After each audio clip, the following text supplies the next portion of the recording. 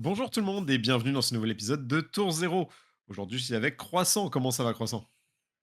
Bah écoute, ça va très bien et toi? Bah, ça va très très bien. Toujours content d'être là avec vous, parler de ce magnifique jeu de cartes qu'est Flesh and Blood. Et aujourd'hui, on va vous faire un focus sur un des nouveaux héros sortis pendant Bright Light. C'est pour ça qu'on a aussi un nouveau décor, comme vous pouvez le voir, hein, pour les gens qui regardent la vidéo. On a un petit peu changé les couleurs. Tu vas donc nous parler de Dash.io. Déjà, on savait Oui. que tu avais beaucoup envie de tester le perso. T'en avais déjà parlé pendant la review du set. On en reparlera un petit peu plus tard, bien entendu, parce que déjà, comment s'est passée ta semaine? Enfin, en tout cas, tes semaines, puisque ça fait 2 semaines au final qu'on n'a pas enregistré d'épisode. Ouais. Alors, si on avait enregistré la semaine dernière, il se serait rien passé dans ma semaine. Par contre, Parfait. dans celle-là, il s'est passé plein de trucs. Du coup, ça Du coup, ça commence s'équilibre. elle est 2 fois plus longue. Ça s'équilibre de fou. Nickel.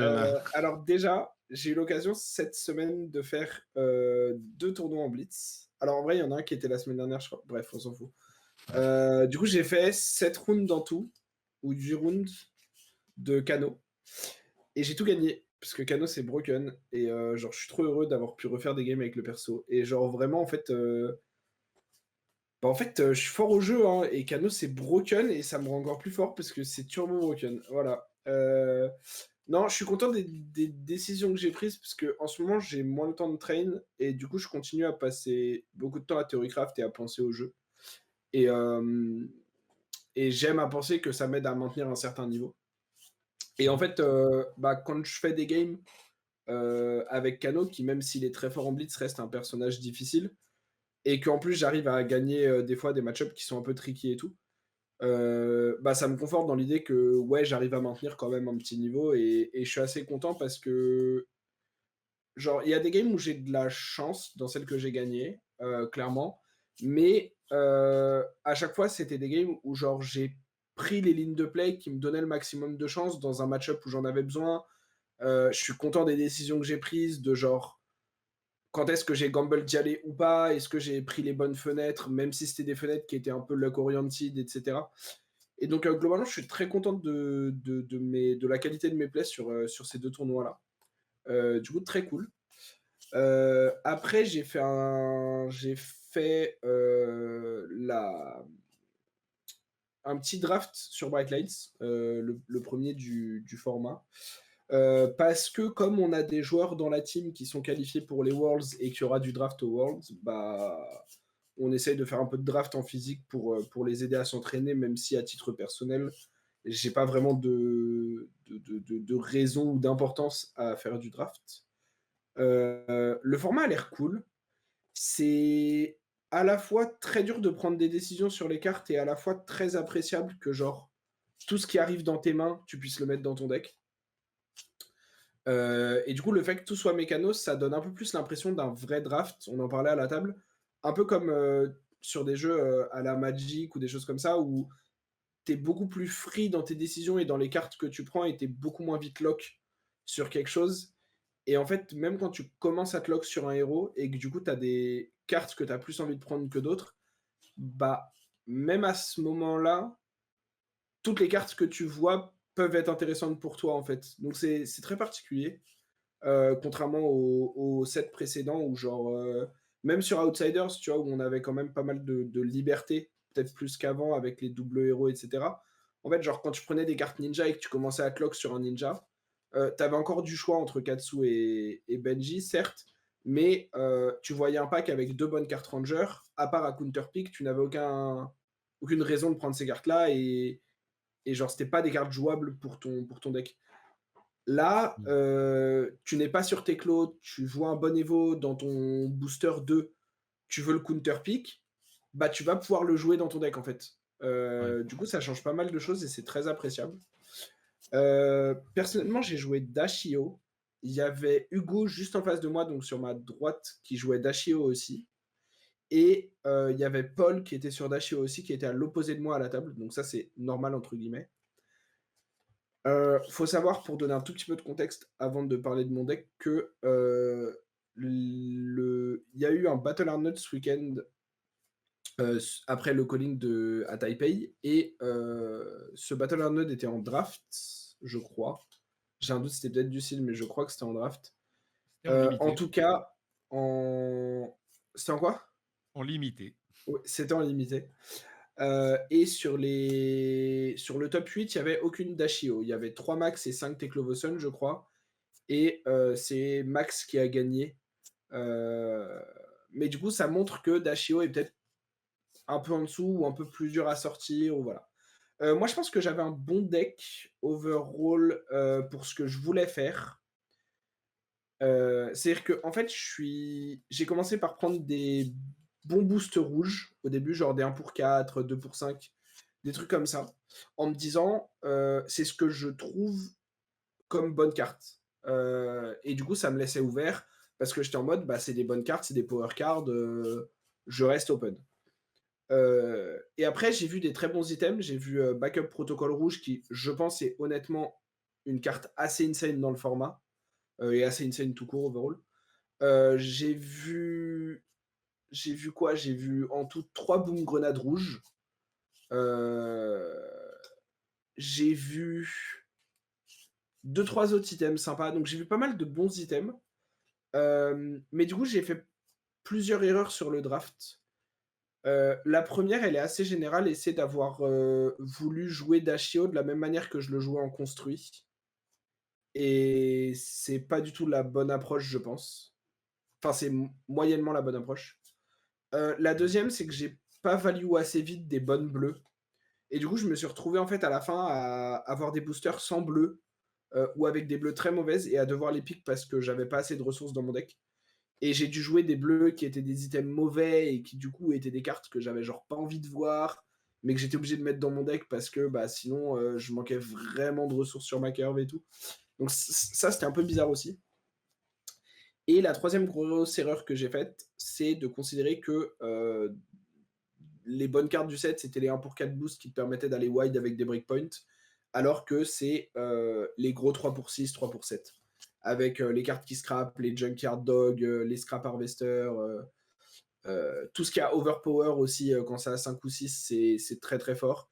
Et en fait, il y a des moments où j'ai laissé passer des 3 pour 6 boosts en me disant: «Ah non, mais ça me permet jamais de faire un gros tour, c'est trop cher, et cetera». Et en fait, j'aurais dû juste les prendre parce que tu utilises une seule carte de ton deck pour en prendre 2 de l'adversaire, et dans un format où la fatigue est assez importante, mine de rien, parce que, bah, si tu veux jouer agressif avec des tours wide, tu vas booster et tu vas utiliser des cartes de ton deck. Heu, Utiliser 2 cartes pour en prendre 2 de l'adversaire, mais qu'il y en ait une de tes 2 qui reviennent dans ton deck, c'est très, très, très, très fort. OK. Et du coup, j'ai vraiment pas assez value ces cartes-là, genre les gros 3 pour 6, 2 pour 5, 3 pour 7. Après, j'en ai pas vu énormément non plus de souvenirs, mais je sais que quand j'en ai vu, c'est pas les cartes qui ont forcément, attiré mon attention, et je pense que c'était une erreur de ma part.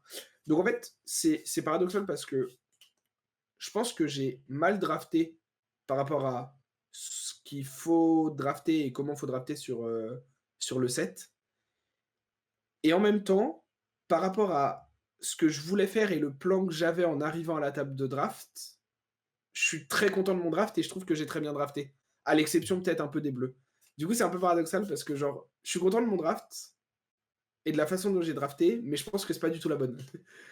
Ah, mais je vois Hem, le raisonnement en plus. En soi, on en a déjà parlé dans certains épisodes, tu vois, genre, peu importe si tu prends les «mauvaises décisions» entre guillemets, ouais, tant que tu connais tes explications pour chaque mmh, décision et que tu c'est déjà sais mieux. pourquoi tu as fait ça.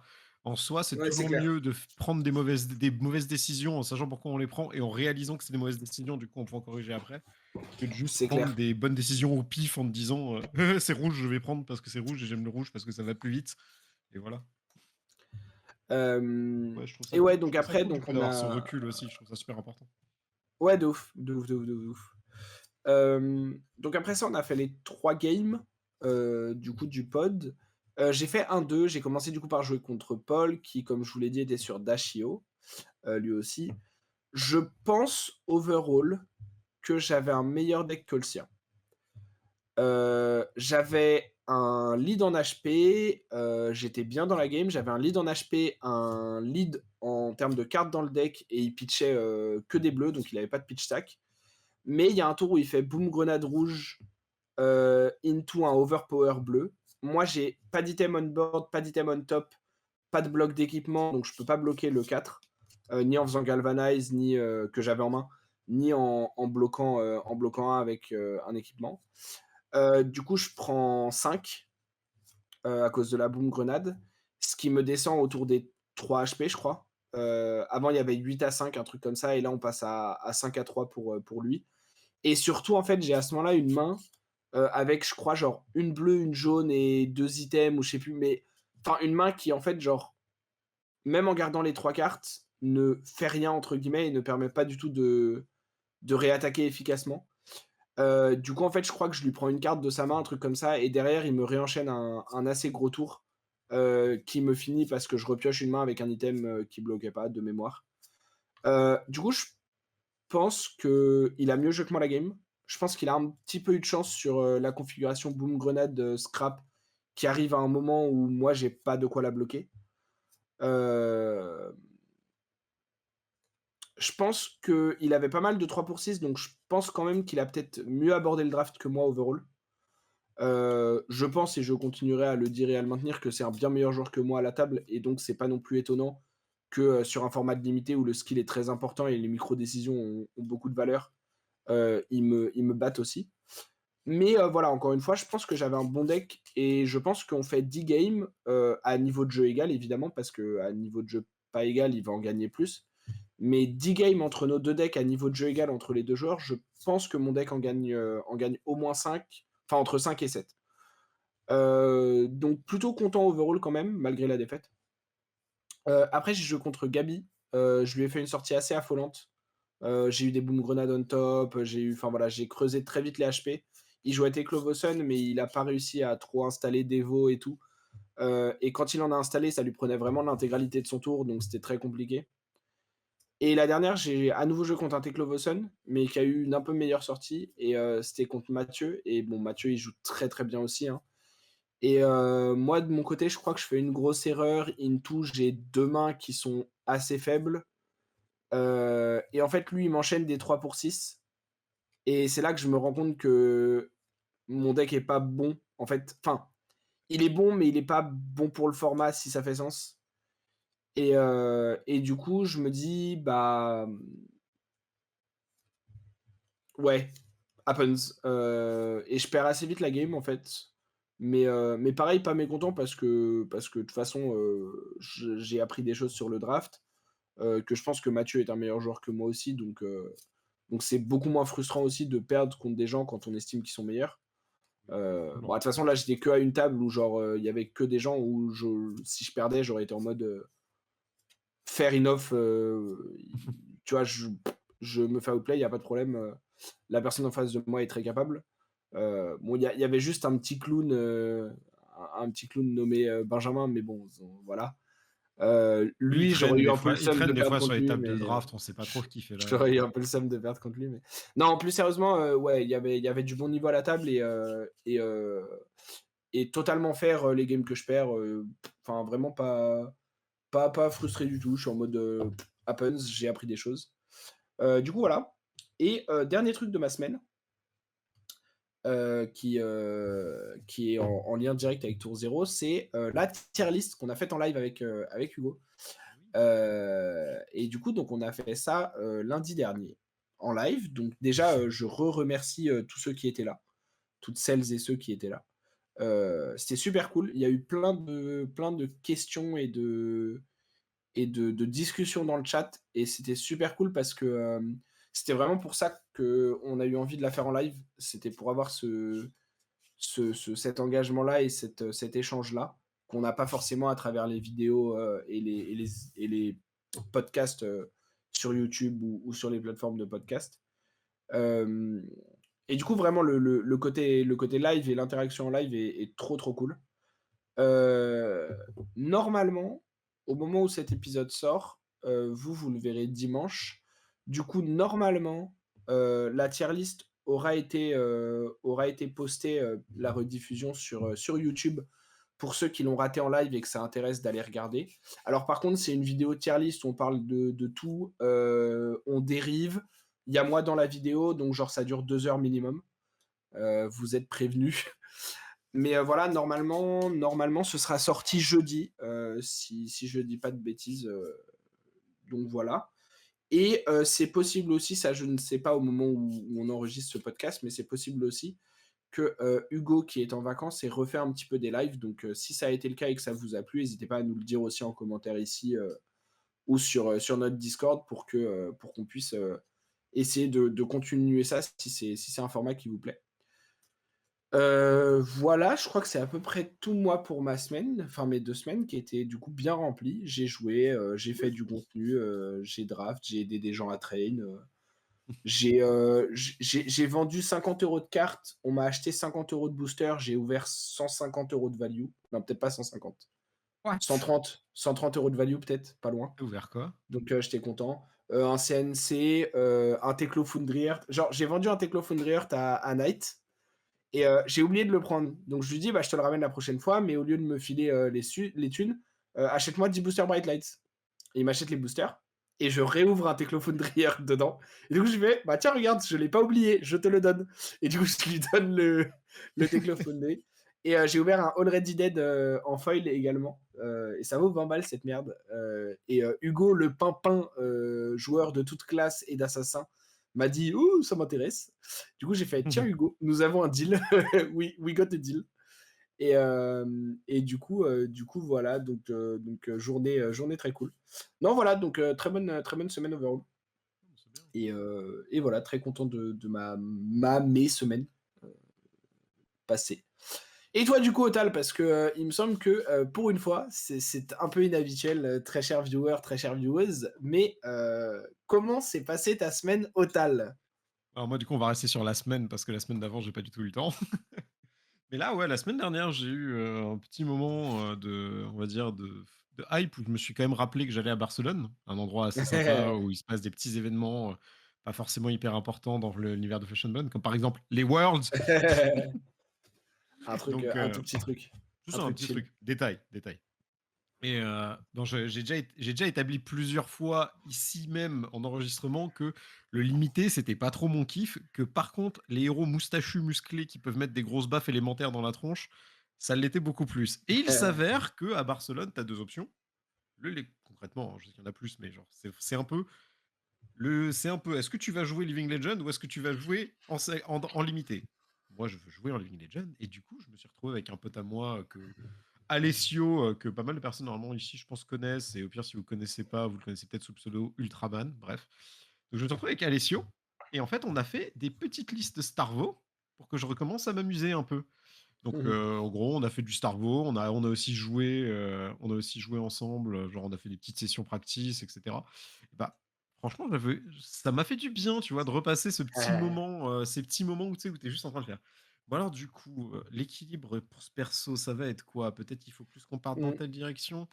Ouais, mais peut-être que si on fait ça, c'est peut-être plus logique et genre on s'est retrouvé à ressortir les vieilles listes de Starvo Ouais.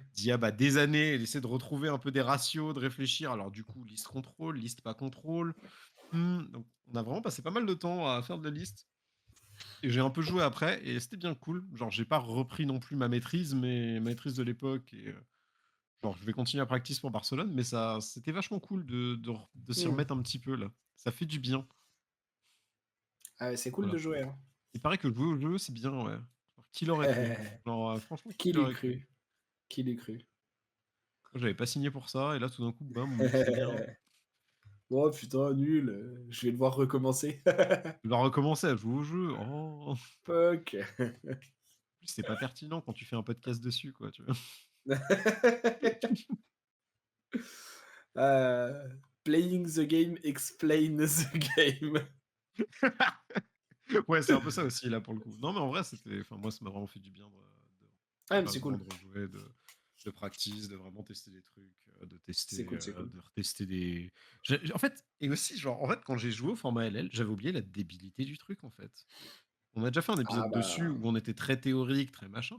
Alors, je vais pas rester 20 ans dessus parce que je pense que ça, on refera un épisode dessus une fois que le format aura été un peu plus développé, qu'on parlera mmh, des derniers matchs et derniers événements dans ce format-là. Mais j'avais oublié la débilité du power level. Déjà, j'ai regardé mon deck, j'ai fait, Awakening, c'est une carte. oui, Déjà, oui. j'ai juste eu ce moment de me rappeler que Awakening, c'était une carte. Et j'ai dit, genre, ah ouais! Ouais, non, il y Ouais, a des ouais, il y a des dingueries, il y a cartes des qui dingueries. existent, hein, il y a des cartes qui existent, je pourrais aller tu me dis que là, si je fuse bien, je peux aller chercher une carte qui coûte 20? Ouais, ouais, ouais, non, mais c'est bien Il y 20. a non, il y a des petites dingueries, il y a des petites dingueries. Donc voilà, c'était cool et à côté, genre, ça m'a aussi un petit peu, genre, découragé du format LL une demi-seconde en mode: je suis pas sûr d'avoir le mental pour ce genre de boucherie», tu vois? Ouais, après, ouais. Je pense que ça va Après, être cool. c'est le jeu, hein. Je pense qu'à Barcelone, ça va être une dinguerie et après Barcelone, ce sera peut-être un peu plus stable parce qu'il y aura eu une bonne Ouais, liste, je pense mais aussi qu'il j'avoue va que le exister. BH de Barcelone, il va être assez dingo. Et il va être sanglant, hein, genre, ça va être incroyable. Ouais, ouais, Mais ouais, tant ça mieux, va je être, pense qu'on va passer un bon moment. Je pense que ça va être drôle et je sais que c'est pas un side parce que c'est un BH, mais je pense qu'on va bien se marrer quand même. ouais, bah oui. Enfin, moi, non, parce que je travaillerai, Là, tu seras en train de bosser, mais moi, j'ai trop juste prévu d'y aller et de jouer mais et de YOLO Maras et de faire: mmh. «Oh, j'ai 3 couleurs. Oh, bonk». Bonk, big Ah bonk. ouais, non, mais pareil, en vrai, le petit plaisir de récupérer, de remettre le Pulse dans le deck, de remettre le Winter's Wave dans le Ouais, deck, toutes ces petites cartes que j'avais pas pu jouer et que j'avais été très triste de voir partir, enfin pas pu rejouer, ça m'a fait du bien. mmh. Donc voilà, Yes, yes, yes. c'était ma semaine dans Flesh and Blood et donc ça m'a fait du bien. J'espère en avoir moult à vous raconter, dans les prochains épisodes aussi, pour la Mmh. continuation de mon entraînement. Au Bah, pire, let's bah, go. au pire, j'aurai au moins quelque chose à raconter quand on fera notre épisode, post-Barcelone. Ça sera parce que Je du fais coup, un tournoi, on aura les points de vue de voilà, de gens de quelqu'un qui a fait les LL, de quelqu'un qui a judge. Ça va être super intéressant mmh, comme épisode, je pense. ouais, on aura un bon retour d'expérience. Ouais, je pense aussi. Bon, en tout cas, voilà pour notre expérience des dernières semaines. Et du coup, tu m'as dit que tu avais joué Dash.io à ton match de Ouais. draft. Mais du coup, qu'est-ce que ça donne en construit? Vends-nous Ah ouais, du attends, rêve, mais Viennois. je l'ai joué en CC aussi, je crois. Mais Ah je sais ouais? plus si c'était la semaine d'avant et j'en avais déjà parlé ou pas. Mais j'ai fait un 2. C'était pas insane, mais j'étais en first time sur le deck. Et genre, je pense que j'ai joué contre des sorties qui étaient assez dingo. Et moi, j'ai eu des sorties un peu bizarres. Je pense que ma liste n'était pas super bonne. Elle l'est toujours pas d'ailleurs, mais bref. Euh, du coup, Dashio. Alors, pourquoi Dashio, c'est un perso qui m'intéresse et pourquoi c'est un perso sur lequel je me focus un peu et qui était le premier, si on en fait d'autres, ou en tout cas pour le moment le seul, sur lequel on fait un focus. Plusieurs raisons. La première, c'est si vous vous souvenez bien, il y a plusieurs semaines, j'ai dit Friendship with Kano is over, my new friend is Teklovoson. Alors, il y avait deux mensonges Tu dans joues cette Dash. phrase. Premier mensonge, Friendship with Kano will never be over because Kano is love, Kano is life, Kano is everything. Et plus sérieusement, je me suis rendu compte que Teklovoson, c'était probablement un moins bon deck que ce que j'avais pu penser au départ, premièrement. Deuxièmement, c'était un deck qui allait coûter assez cher aussi parce que dans les versions très contrôle et tout, qui sont celles qui m'intéresseraient à jouer, il fallait tous les nouveaux Evo. C'est le héros qui demandait probablement le plus de nouvelles cartes, ou en tout cas de nouvelles cartes en M et assez cher, par rapport à Dash et Max qui reprenaient beaucoup plus du pool ancien mécano avec juste les bonnes cartes boost, les maximum velocity, les pulse wave harpoon et tout, qui étaient des cartes que j'avais déjà. Euh, et du coup, en fait, je me suis dit, bah, Teklo, ça a l'air moins bon que ce que je pensais. Ça a l'air un peu polarisé aussi sur certains match-up. Ça a l'air d'être un héros qui va me coûter un peu cher, alors que j'ai pas forcément envie de dépenser trop d'argent pour le moment dans l'extension. Du coup, j'ai dit, ok, on va probablement pas faire Teklo pour le moment, mais à la place, j'ai fait Max. Alors là, vous vous dites, putain, mais c'est Teklo, Max, qu'est-ce qui. Voilà. Pour finir En fait, sur Dash. j'ai fait Max pourquoi? J'ai fait Max parce que je pensais que ça allait être un des meilleurs decks aggro post-Lexti. Je pense que je me suis trompé, comme vous avez pu le voir dans la tier list d'hier, où je pense qu'en fait, c'est les deux Dash qui vont être meilleurs, pour différentes raisons. Mais si vous voulez en savoir plus, regardez l'épisode, enfin regardez la vidéo hors série sur la tier list qu'on a faite. J'en parle longuement. Et en fait, du coup, donc j'ai pick up un peu les cartes genre Twin Drive, ce genre de trucs qui étaient juste les bons boosts et les bonnes nouvelles cartes, les quelques bonnes nouvelles cartes, pour, jouer max. Et en fait, alors j'ai pas vraiment fait de game avec, j'ai fait des test and sur Fabrari et tout, j'ai fait deux trois trucs et tout, j'en ai discuté un petit peu, j'ai regardé un peu les discords à l'international et tout ça. Et je pense que Max, pareil, est moins bon que ce que je pensais qu'il pouvait être.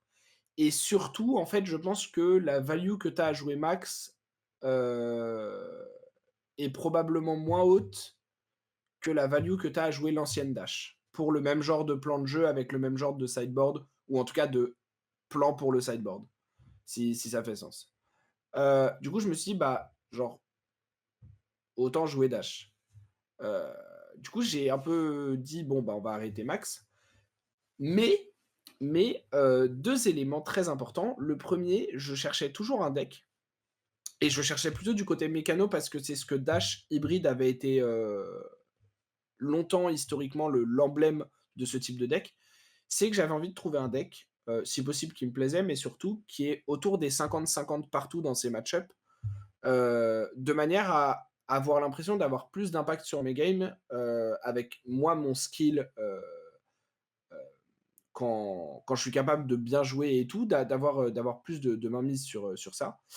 Et surtout de pas avoir, comme je peux avoir avec Kano ou avec Prism, qui sont les 2 autres decks que je joue beaucoup en CC en ce moment, de pas avoir ce côté, je m'installe à une table et je suis en mode: «Ah bah genre, je suis à 20-80, va falloir qu'il se passe plein de trucs positifs sur lesquels j'ai pas forcément de maîtrise pour que je puisse jouer et gagner la game». Heu et du coup, genre, j'en avais un peu marre de ça parce que là, j'ai du temps pour trouver un deck parce que je vais pas faire de gros tournois, dans les prochaines semaines. Mais en soi, pour le moment où je vais en refaire ou même pour les armories, j'avais envie d'un truc qui soit un peu plus 50-50. Et du coup, c'est pour ça que j'explorais les mécanos aggro ou hybrides et que je regardais du côté de Max. Et en fait, à peu près simultanément au moment où je me suis rendu compte que Max était probablement moins bon que ce que je pensais au départ, malheureusement. Il y a eu des petites rumeurs sur le Discord inter dans le channel d'Ashio, que Dashio, ça faisait des choses. Et il s'avère que pour l'instant, la personne qui joue le plus la liste sur Talishar, dont je vous montrerai la liste et je vous parlerai, un petit peu après dans cet épisode, hem, est autour des 17 ou 18 points de value on average par tour. Ce qui est insane. Ce qui est insane. Parce que je le rappelle, on en a parlé aussi dans la tier list, mais un des arguments pour faire un bon deck aggro, c'est sa value, average au tour par tour et sa consistance à la faire. Alors, pareil, j'en reparlerai, la consistance est un des potentiels problèmes de Dash. Mais Faille, ce qui fait que pendant longtemps, ça a été le premier aggro, c'est qu'il faisait tout le temps 14, quasiment peu importe ses mains, tellement les cartes étaient redondantes et avaient le même rôle. Et qu'en plus, il avait des power cards, dont certaines sur ses équipements en plus, qui lui permettent des spike turns qui font beaucoup plus que 14. Là, Dashio a, de mon point de vue, plus de power cards que Faille, potentiellement plus que Lexi, même si c'est des power cards qui sont peut-être un peu moins impactantes, je pense qu'elle en a plus. Et je pense que Dashio, je l'ai vu sur des setups de game, et cetera, je l'ai moi, vu sur mes games à moi, est capable sur une main de 4 cartes ou des fois de 5, de sortir un peu de nulle part, des tours de la puissance de tour double Art of War de Faille.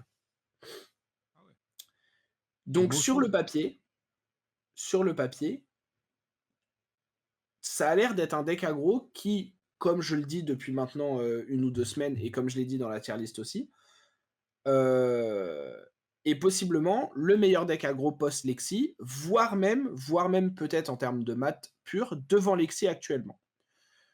Le gros problème que ce deck a, du coup, il y en a 2, heu, enfin, il y en a 3. Premièrement, tu boostes beaucoup, donc tu peux être sensible à la fatigue. Et contrairement à Dash, la Dash, inventeur extraordinaire, donc la Dash originale, comme on peut l'appeler, tu n'as pas la capacité, ou en tout cas pas aussi facilement, de mettre en place un plan de jeu, sur la base des pistoles avec des défenses réactions et tout ça, pour, battre des decks qui, sans ça, t'emmènerait à la fatigue. Donc notamment des gardiens ou ce genre de choses. Donc tu as ce 1er problème-là qui peut être un peu compliqué. 2e problème, qui est un peu lié en fait le deuxième et le troisième, c'est que tu peux avoir des problèmes de consistance. Dans le sens où, heu, tu peux piocher des mains avec certaines de tes power cards, mais pas forcément assez de cartes pour les faire fonctionner. Je pense notamment aux cartes comme High Octane et Maximum Velocity, qui sont des cartes qui, demandent d'avoir 3 voire 4 cartes qui boostent à côté, en simultané, pour être vraiment efficace. Si vous piochez Maximum Velocity dans une main où vous avez, un High Octane, une bleue et un item, votre main est genre extrêmement mauvaise. Et ça peut être des mains qui vont arriver avec le deck. Donc en fait, on se retrouve dans un setup où, le deck est capable de faire des tours assez insane à partir de très peu de setup. Le deck a accès à beaucoup de power cards ou de power play. Le deck a accès à une arme qui est assez excellente. Le deck a accès à régulièrement une 5e carte par tour, sans arsenal. Donc si tu as un arsenal, une 6e. Le deck est un des rares decks du jeu qui est capable efficacement de profiter de Tome of Yendal, qui est une carte qui est assez craquée quand on peut lui donner Go Again. Le deck est un deck qui a une carte qui coûte 2 et qui met 10 dégâts. Donc il y a beaucoup d'arguments en faveur du deck. Comme c'est dash, il y a aussi, Spark of Genius et Teclogor qui sont disponibles. Spark of Genius maintenant avec les cartes qui donnent, enfin les items qui ont crank, on peut lui donner Go Again virtuellement et donc juste piocher une carte. Donc en fait, amener un item et piocher une carte, qui remplace le Spark of Genius, donc juste ajouter un item à notre main de manière gratos. Donc il y a vraiment des trucs assez forts à faire. Crown of Providence, c'est insane dans le deck, encore plus que d'habitude, parce que tu vois la carte que tu pioches. Enfin voilà, il y a beaucoup de points positifs. Mais on peut avoir des mains un peu bizarres, on peut avoir des mains avec beaucoup d'items qui font que, on prend des dégâts de manière gratuite et qu'on n'est pas forcément en mesure de trop réinstaller un tour derrière. Voilà, il peut y avoir des trucs un peu compliqués.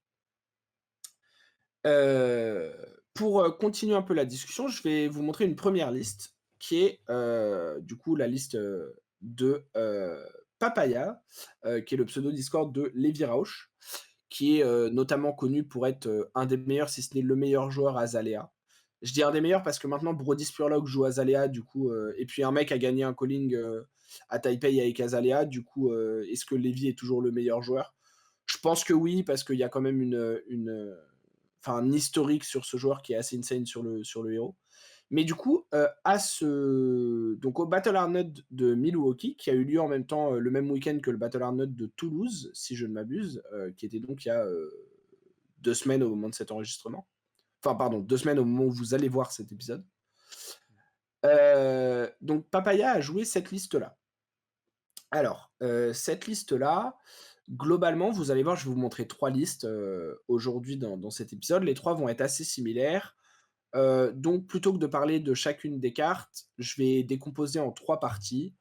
La première, c'est le fait qu'on joue un gros nombre de boosts avec une préférence, au maximum pour les boosts à 1 et 0 cost, que ce soit en rouge, en bleu ou même en jaune, parce que c'est les cartes qui vont nous permettre le plus de maximiser nos ressources et de ne pitcher qu'une carte par tour, et qui vont aussi optimiser nos tours de High Octane et de Maximum Velocity. Hem Ensuite, le deuxième core partie du deck, c'est les items. Et là, du coup, tu peux défiler un petit peu, Night Crash, sur la liste. Merci, Bien entendu, parfait. toutes les listes Heu, seront dans les commentaires pour les gens qui ne oui. regardent pas la vidéo. Hem Et du coup, donc on a, donc les boosts, globalement, comme je disais, je reviens pas trop dessus parce qu'ils ont très peu changé avec Bright Lights. Globalement, Bright Lights a apporté quelques bonnes cartes de boost qui viennent remplacer les anciennes, mais overall, on garde les 0 to 60 et les Hyper Hit qui sont juste les meilleures stats. On garde les Throttle qui sont les meilleures stats. Pulse Harpoon est toujours là parce que c'est une des seules cartes de disruption auxquelles le deck a accès. Et voilà, donc globalement, c'est à peu près les mêmes. Il y a Haste qui mérite qu'on en parle et Twin Drive qui n'est pas dans cette liste et dont je parlerai après. Mais Haste, c'est une 2 pour 5 avec Boost qui est sortie dans Bright Light en rouge, qui n'existe qu'en rouge, puisque c'est une Majestic et qui dit que quand elle hit un héros, vous pouvez mettre un item avec un coût de 0 ou 1 depuis n'importe quelle banish zone sous votre contrôle, sur la table. Moi, je trouve que la carte est bizarre parce que en fait, quand on va avoir des items en haut de notre deck, on va pas les booster pour qu'ils soient en banish, on va souvent les jouer. Donc la carte ne va être utile que si vous la piochez après avoir déjà joué un item sur le même tour et en avoir banni un autre parce que vous avez déjà vu un item dans la séquence du tour. Bah, c'est un peu particulier, mais c'est 2 pour 5, c'est décent, ça ajoute un on hit. Les gens qui testent Dashio en ce moment ont l'air de beaucoup l'apprécier. Donc, c'est probablement une carte à vraiment considérer, si vous voulez jouer le héros. Du coup, donc on a la deuxième grosse partie du deck qui va être les items. Alors les items que Lévi a choisis, ils sont au nombre de 1, 2, 3, 4, 5, 6, 7, 7 différents. Je vais commencer par les backups. Il joue 3 backups red et 3 backups protocole bleu. Backup red et backup bleu. Alors c'est des items qui coûtent 0, qui ont crank. Donc crank, c'est quand ils arrivent sur l'arène, vous pouvez, leur enlever un compteur Steam pour gagner un point d'action. Donc en fait, ça leur donne virtuellement go again. Mais quand on les joue du top, ça nous fait gagner un point d'action potentiellement. Puisque quand on les joue du dessus de notre deck grâce à Dashio, on les joue en instant. Donc ils ne nous coûtent pas de points d'action. Ça, c'est le premier gros point fort du deck. Les backups, ils arrivent avec un Steam Counter dessus, donc on peut enlever pour crank. Au début de notre tour, on enlève un compteur dessus. Si on ne peut pas le faire, on détruit le backup. Et ensuite, ils ont une capacité, donc leur effet d'item, qui est en instant, vous pouvez payer 2 ressources, détruire le backup protocole et récupérer une attack action card de votre cimetière qui a la même couleur que le backup. Donc pour le rouge, vous récupérez une rouge, pour le bleu, vous récupérez une bleue. C'est fort pour plein de raisons. Backup Protocol Red, ça vous permet de récupérer des poppers contre Dromai sans diluer trop votre deck en mettant plein de cartes qui coûtent 2. Ça vous permet de récupérer un maximum velocity si vous en avez un au cimetière, pas un en main, mais que vous avez un setup où vous pourriez en jouer un. Ça vous permet juste de récupérer des 1 pour 4 ou 1 pour 5 avec Zipper Hit qui augmentent les maths de votre tour quand vous avez beaucoup de bleus ou beaucoup de cartes à 0 et que vous avez des ressources qui traînent. Et la bleue permet de cheat out des ressources, de échanger un item de votre main jaune ou bleu en une carte qui bloque pendant le tour adverse si vous avez besoin de bloquer. Donc il y a pas mal d'intérêt. Un des points importants aussi, et qui va être vrai pour n'importe lequel des items que vous allez jouer dans ce deck, puisqu'ils coûtent tous 0 ou 1, c'est que comme vous jouez la nouvelle arme de dash, qui est une spécialisation de dash, qui est un gun qui, en action, pas une fois par tour, c'est très important, pour 0 ressources, vous permet d'attaquer, qui attaque à 2. Pour attaquer, il faut enlever un compteur dessus. Et comment vous mettez des compteurs? Contrairement à l'ancien pistol où il faut payer des ressources, là, vous pouvez stacker jusqu'à 6 compteurs et vous en mettez un à chaque fois que vous jouez un item ou qu'un item à coût 0 ou 1 arrive sur votre arène. Du coup, si vous faites Spark of Genius, ça met un compteur. Si vous touchez avec Haste et que vous ramenez un item, ça met un compteur. Si vous jouez un item de votre main, ça met un compteur. Si vous jouez un item du dessus de votre deck, ça met un compteur. Pourquoi c'est hyper important? Parce que chaque item que vous allez jouer va virtuellement vous donner 2 points de value supplémentaires, puisque ça ne coûte aucune ressource et aucune carte d'attaquer avec le gun. Et que l'item, vous pouvez toujours le crank pour gagner le point d'action qui est nécessaire pour attaquer avec le gun. Donc, vous avez virtuellement sur chaque item, en plus de l'effet et des stats de l'item, plus 2 de value parce que ça vous donne un compteur gratuitement sur votre arme. Le fait que vous puissiez stacker jusqu'à 6 compteurs, c'est très important et on reviendra dessus. C'est ce qui permet une des power cards du deck de faire des tours assez idiots. Les autres items qu'on a dans le deck, on a les boom grenades, qui sont un peu les items phares, on va dire, de dash en draft, qui sont un peu les items où tout le monde est en mode ah ouais, tu joues une boom grenade du top, quand ton attaque est hit, en attaque réaction, tu gagnes un point d'action avec Crank, tu mets des dégâts, c'est super et tout. Oui, c'est très fort. Là, ils jouent les jaunes et les bleus, et pas les rouges. C'est le consensus globalement pour Dash IO à l'heure actuelle. Parce que, en fait, le problème des rouges, c'est que en main, elles sont clunky. Pourquoi? Parce que c'est pas des ressources, alors que la jaune, c'est OK et la bleue, c'est très bien comme ressource. Que depuis le dessus du deck, mettre 2 dégâts, plus 2 dégâts du gun, plus un point d'action ou 3 dégâts, plus 2 dégâts du gun, plus un point d'action, c'est relativement similaire à juste mettre 4 dégâts, plus le point d'action, plus le gun. Genre, le plus 1 de la rouge est pas si pertinent que ça. C'est fort, mais c'est pas si pertinent que ça. Et surtout, en fait, la rouge dans votre main, comme vous pouvez pas l'utiliser comme carte de ressource, vous allez souvent être obligé de la jouer. Et en fait, quand vous la jouez, vous allez devoir la crank, ou alors vous la laissez en fin de tour, mais c'est un peu bizarre. Et si vous la crankez, en fait, elle va rester qu'un tour parce que du coup, elle arrive avec un compteur aussi, comme les backup, protocoles. Donc, si vous crankez la boom grenade quand vous la jouez de votre main, vous allez, elle va être détruite au début de votre tour suivant. Et en fait, du coup, à moins d'avoir une grosse main, vous allez probablement faire seulement 2 attaques ce tour-là.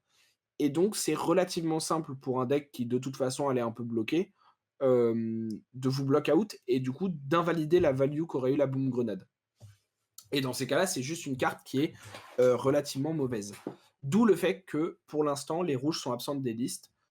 Maintenant, quand vous la voyez du top, c'est une des meilleures cartes de votre deck. Vous pouvez toujours la jouer à la fin de votre tour et attendre un tour complet et faire une main à 5 cartes après. Donc la carte est pas nulle, heu, en rouge. C'est juste qu'a priori, il y a des enfin, on est déjà bien au niveau ratio item et c'est un de ceux qu'on a le moins envie de jouer parmi ceux qui étaient joués au départ. Mais libre à vous de tester avec, c'est pas du tout, c'est pas du tout un fondamentalement mauvais choix, c'est juste que c'est pas forcément le plus opti au maximum. Après les boom grenades, on retrouve évidemment, la spécialisation de Dash, Teclocore, qui est, insane. Bah, imaginez-vous dans Dash avant, on pouvait ramener ça sur Spark, OK, c'est cool. On pouvait jouer ça de notre main, OK, c'est cool. Là, on peut la jouer du dessus du deck et qu'on la joue du dessus du deck ou de la main ou de Spark, ça nous ajoute 2 dégâts en plus sur le gun. Bah, ça a l'air fort. Ça a l'air super fort. Ça donne 2 ressources au début du tour en enlevant un Steam Counter. Globalement, heu, une grande partie des power turns de Dash, vont venir de là. Parce que ça donne les ressources qui nous permettent de jouer, plein de cartes dans le tour. Et du coup, l'item est très, très, très intéressant et très, très fort. Et ça fait pour moi ça et Spark, en plus de d'autres facteurs, mais ça fait partie des raisons qui enable des énormes tours pour le perso et qui ne sont disponibles que pour Dash et qui font que Dash est probablement un meilleur deck que Max à l'heure actuelle. Parce que Max, à part son arme, n'a pas vraiment de spécialisation. Heu, Spark of Genius, pour ceux qui ne connaîtraient pas, c'est, une action qui coûte, XX, donc 2x, qui est une spécialisation comme je l'ai dit, qui dit, vous pouvez chercher dans votre deck un item mécanologiste avec un coût de X et le mettre, sous votre contrôle sur la table. Pourquoi c'est encore plus fort qu'avant? Avant, si vous vouliez payer 0, la seule target c'était Teclocore et souvent fallait payer 4 pour ramener un Teclopounder ou un item défensif, pour Dash. Maintenant, vous pouvez juste ramener un item, genre un backup protocole rouge, le crank, regagner votre point d'action, donc donner go again au Spark of Genius, avoir fait 2 de value sur votre gun et ne pas avoir pitché de carte. Et en plus de ça, ce qui rend Spark of Genius vraiment forte, c'est que si vous avez boosté ce tour, vous piochez une carte. Donc en fait, Spark of Genius, quand vous la jouez pour 0, c'est une carte qui est un peu comme Tome of Tyndall, dont on va parler juste après. C'est une carte qui, vous fait du +1. Vous dépensez une carte pour en gagner 2. Si vous avez boosté, évidemment. La contrepartie à la force de ces cartes-là, qui en plus ont une valeur de bloc, 3 pour Spark of Genius, 2 pour Tome of Yandal, et en plus sont jaunes, donc sont des cartes relativement flexibles. Leur contrepartie, c'est qu'elles n'ont pas Go Again.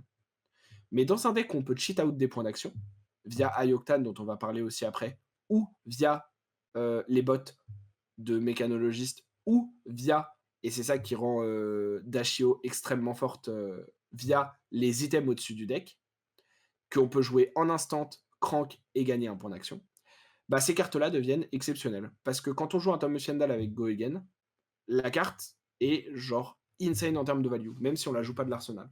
Parce que juste on pioche 2 cartes et ça enable des tours qui sont assez idiots. Derniers items qui sont joués par Lévi dans cette liste, 2 Dissolving Shield, je crois que c'est comme ça qu'il s'appelle. Heu, Dissolving, ouais. C'est un item qui coûte 0, qui a crank, qui arrive avec 3 compteurs dessus en rouge. En instant, vous pouvez retirer un compteur, vous prévenez le prochain point de dégâts qui devrait vous être infligé. Vous pouvez le faire 3 fois sur la même carte et prévenir 3. Vous pouvez faire, voilà. Au début de votre tour, vous enlevez un compteur dessus, heu, puis s'il n'a pas de compteur, vous détruisez, l'item. Je vais juste vérifier un truc, parce que je n'arrive pas à lire là, ou Night, si tu peux me dire dans l'oreille si tu arrives à lire. Est-ce que quand tu retires le troisième compteur, tu le détruis aussi? J'ai un doute. OK. Donc quand vous retirez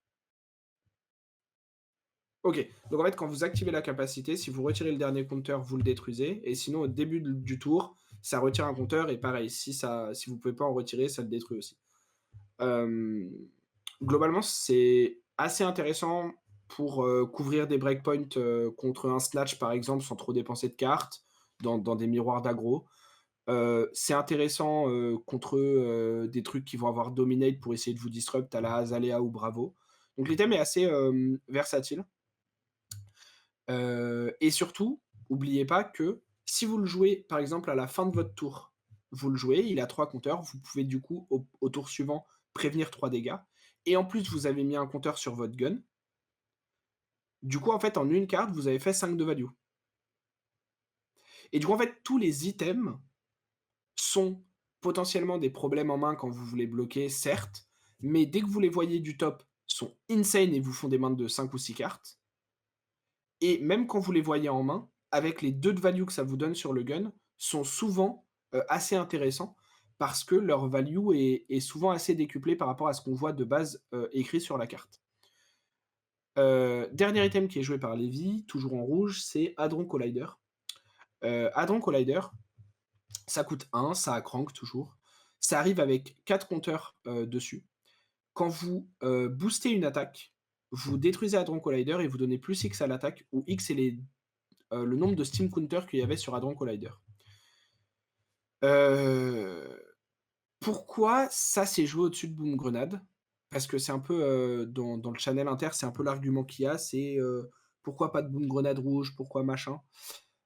L'argument qui est donné, notamment par, un mec dont le pseudo est Archon Alters, qui, heu, qui est, le plus gros testeur de Dashio en ce moment, sur le Discord inter et dont on verra la liste juste après.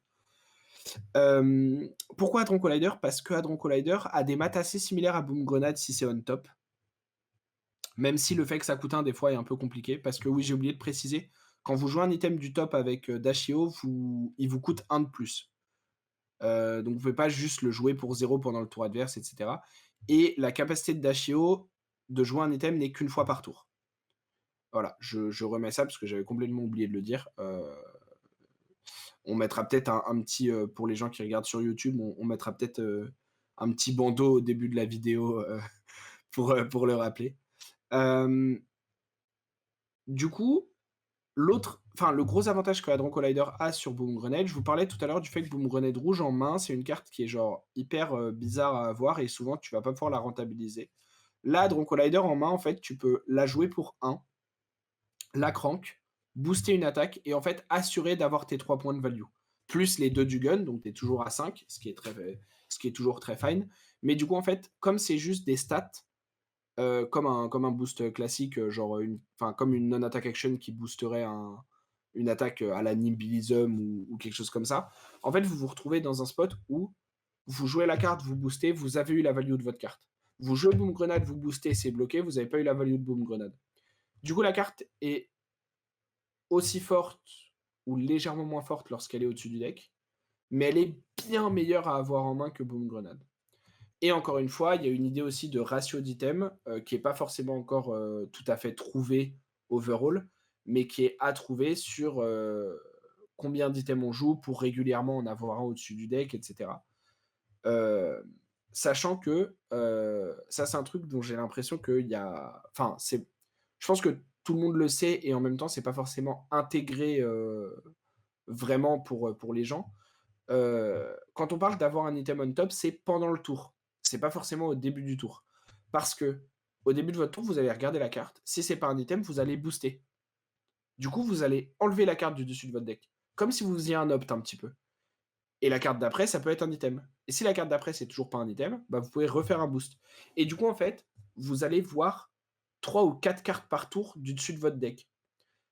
Et quand vous jouez une quinzaine d'items, ou 18 items, ou 17 items sur environ 70 cartes, en général, vous allez voir un item parmi les 3 ou 4 cartes que vous allez voir au-dessus du deck par tour.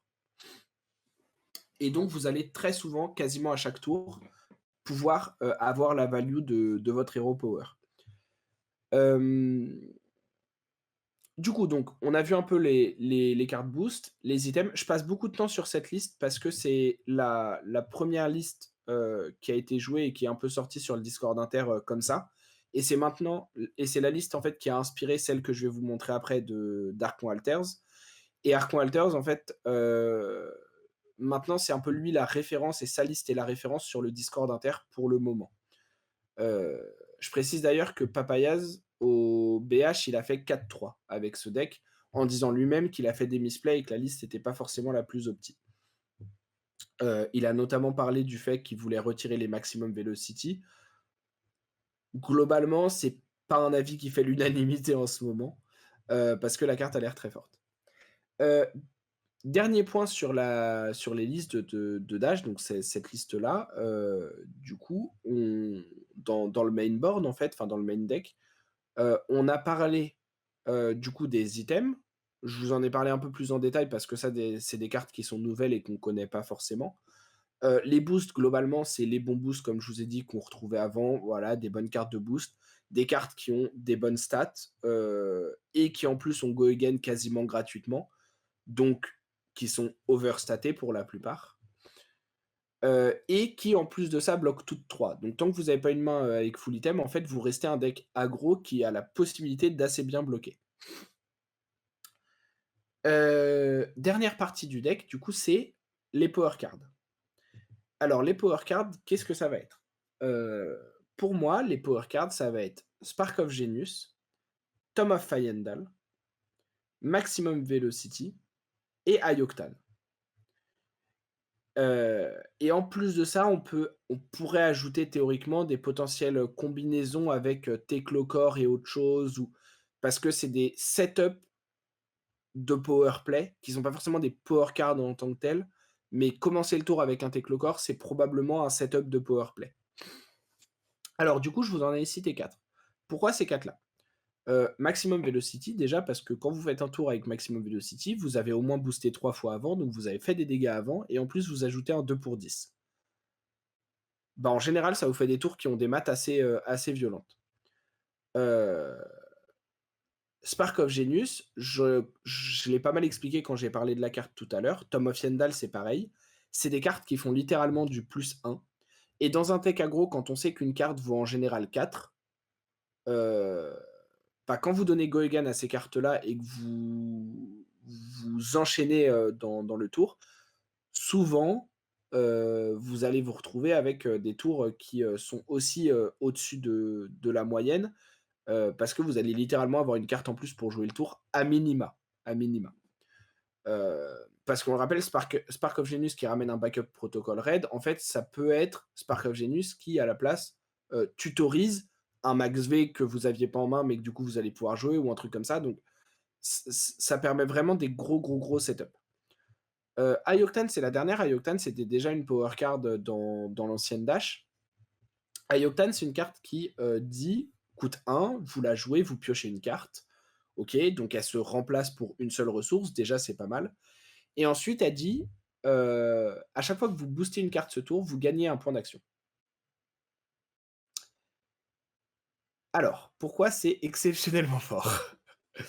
Déjà, c'était fort avant avec le pistol, parce que le pistol de Dash, de l'ancienne, n'est pas once per turn. Donc, tant que vous aviez des ressources, avec Ayoktan, vous pouviez faire 3 ou 4 points d'action assez facilement en boostant 3 ou 4 fois. Et en fait, vous vous retrouviez avec des setups où vous pouviez faire 3 ou 4 coups de pistol, voire même des fois un peu plus, tant que vous aviez les ressources pour le payer. Imaginez maintenant Ayoktan dans un deck où le pistol ne coûte pas de ressources et où vous pouvez en plus pendant le tour avoir fait des points d'action supplémentaires grâce à des cranks.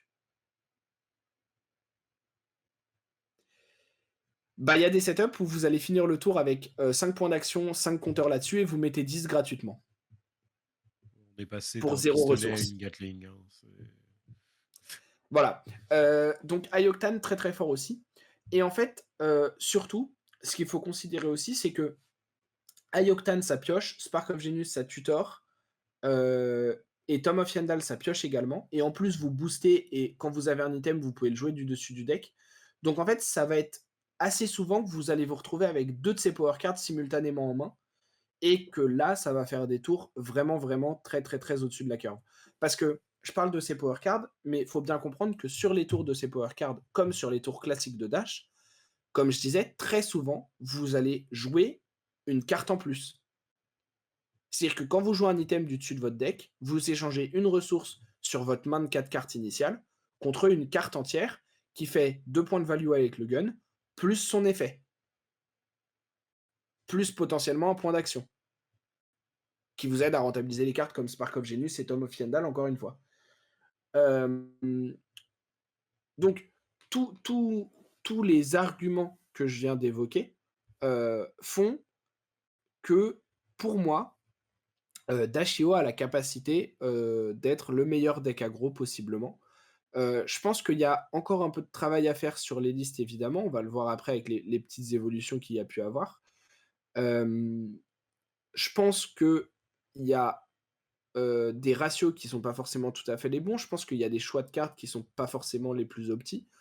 Je pense qu'il y a des choses, potentiellement à revoir, sur la decklist overall. Mais, je pense que le nombre de power cards, la value que tu peux faire sur les tours et la consistance avec laquelle tu peux voir des items on top si tu trouves le bon nombre d'items et le bon ratio dans ton deck, en font un vrai contenders, comme deck aggro parce que tu as vraiment des maths qui sont assez insane. Hem, Vous avez vu que sur cette liste-là et sur celle d'après, sur laquelle on peut passer, Knight, tu peux passer à la deuxième liste, donc celle de Archon Alters. Vous pouvez voir qu'il y a pas de sideboard, à part, 2 petits équipements, éventuellement. Parce que à l'heure actuelle, donc Archon Alters, comme je vous disais, qui est le plus gros joueur, sur Talishard de cette liste-là et qui est un peu le référent actuellement de Dashio, sur le Discord. Il joue une pile de 73 cartes contre tous les match-up. À ceci près que contre les Wizards, il enlève les 2 maximum velocity. Et en fait, il dit que contre les decks qui veulent te fatiguer, du coup, tu as le temps de setup des tours à 30 plus damage. Et quand tu fais ça, en fait, avec en plus le fait que tu es à 73 cartes et pas à 60 et que donc tu as une dizaine de boosts supplémentaires quasiment, en fait, tu te retrouves dans un scénario où c'est très dur pour un deck fatigue de te fatiguer efficacement, même si tu n'as pas un sideboard anti-fatigue comme peut l'avoir l'ancienne Dash. Cela étant dit, c'est peut-être aussi parce que pour l'instant les decks fatigue sont pas forcément adaptés au deck, c'est sur Talishard, donc faut prendre avec, des pincettes aussi le niveau contre lequel il peut jouer évidemment. C'est pour ça qu'au-delà du win rate que je connais pas d'ailleurs, je l'ai plus en tête, je parlais aussi de l'average value qu'il présente sur ses games, par tour.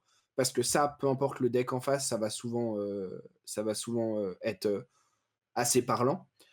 Et en fait, du coup, donc faut quand même garder, voilà, en tête que c'est un deck qui a potentiellement une faiblesse contre les decks fatigue, quand les decks fatigue, se seront adaptés à ce deck-là. Parce que, quand on n'a pas beaucoup de cartes, en main qui bloquent, si on a une main avec beaucoup d'items, des decks comme Azalea ou comme Bravo, ça peut très vite être très compliqué. Et d'ailleurs, Azalea fait partie des, a priori, pires match-up pour ce deck. Ce qui est pas étonnant pour un aggro évidemment, hein, mais on est potentiellement sur un truc encore pire que Faye. Et Faye déjà, il aime pas trop, quand on lui crippling crush la tronche ou quand on lui raid in the ledger en boucle. Donc on est sur un setup où, il y a un monde où les decks disruptifs et les decks fatigue, peuvent être des bonnes réponses à, ce deck-là. Et si ce deck-là venait à être le meilleur aggro ou considéré comme tel et plus représenté, les decks disruptifs et fatigue pourraient s'adapter pour mieux le contrer et peut-être il réussirait et peut-être que le deck du coup redescendrait d'un cran en termes de représentation ou de, juste de power level, estimé. Hem, pour revenir un peu sur la liste du coup de d'Archon Alters et des petits changements qu'il y a pu avoir par rapport à celle de Levi, ou Lévi, je sais jamais comment on dit, faudra que je lui demande si je le rencontre un jour. On est globalement sur des ratios similaires et sur des choix de cartes similaires. Heu, ce qui change majoritairement, c'est que Lévy a dit qu'il souhaitait enlever Maximum Velocity et je crois qu'en ce moment, il ne joue plus avec les Maximum Velocity. Là où, Archon joue avec, et estime que c'est une excellente carte et si tu peux baisser un peu Knight, je crois qu'il y a quelques changements au niveau de certaines cartes de boost, genre il y a Underloop en rouge, Soup Up en rouge aussi, bon qui est pas une carte de boost mais voilà.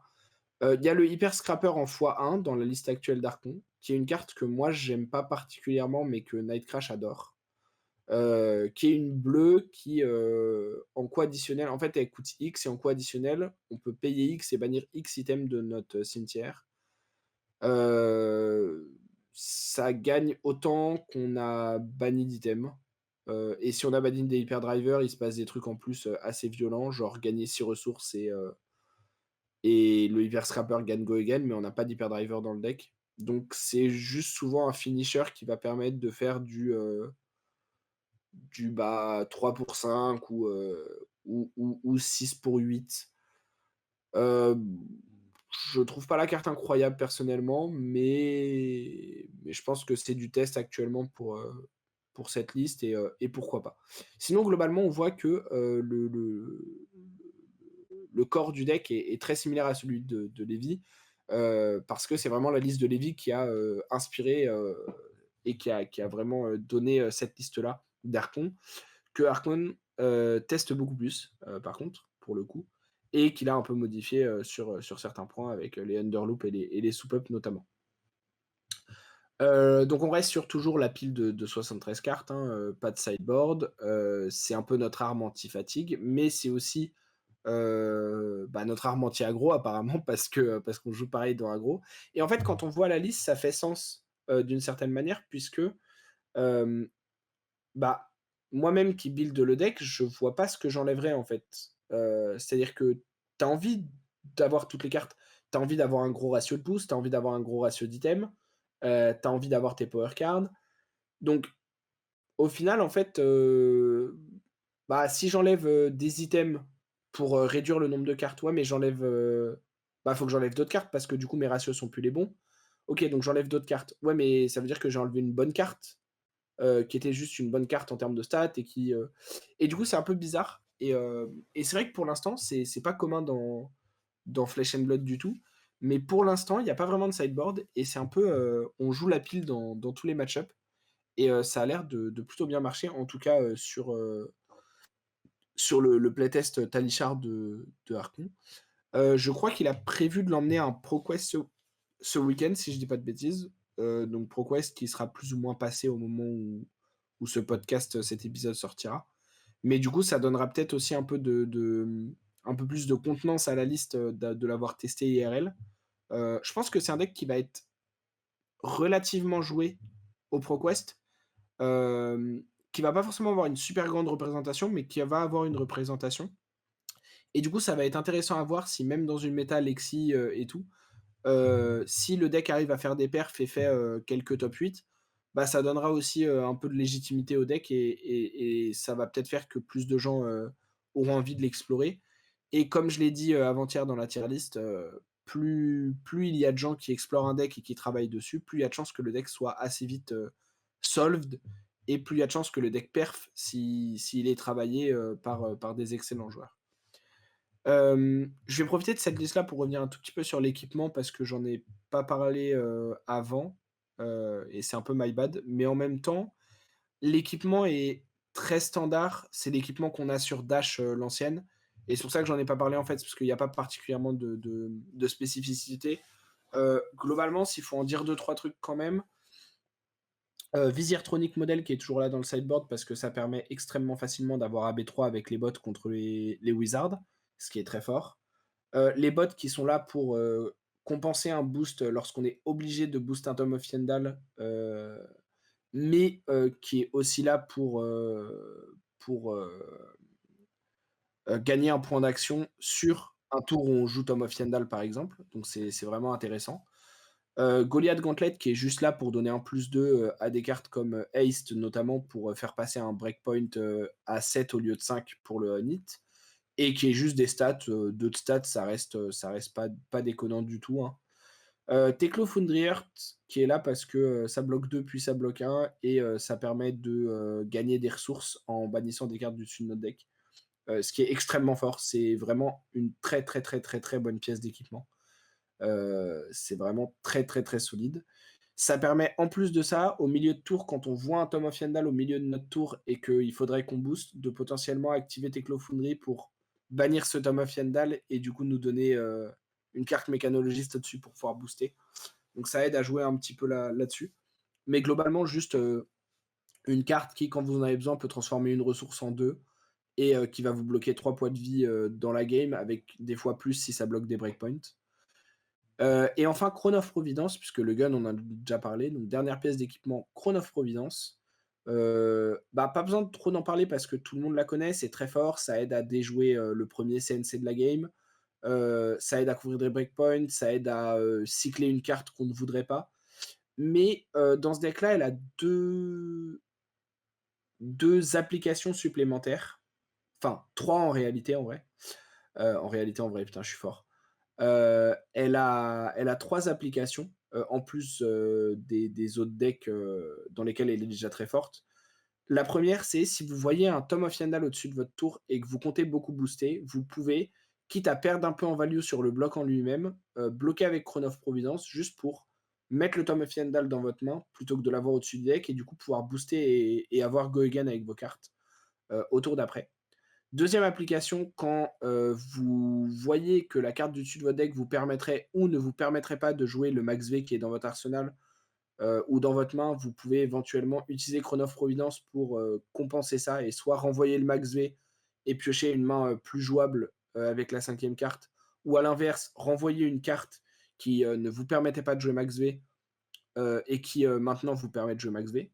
Ça permet aussi, un peu comme dans Prism, je viens de penser à une 4e application, mais qui est pas juste pour dash, mais un peu à la manière de Chrono of Providence dans la nouvelle Prism. Avec le nombre d'items qu'on joue, on peut avoir beaucoup de mains avec un ou 2 0 blocs en main, sur des timings où on a envie de bloquer. Alors c'est moins vrai dans ce deck-là que dans Prism, parce qu'on est beaucoup plus aggro, mais ça peut aider aussi à compenser une main avec pas mal d'items pour quand même avoir du bloc.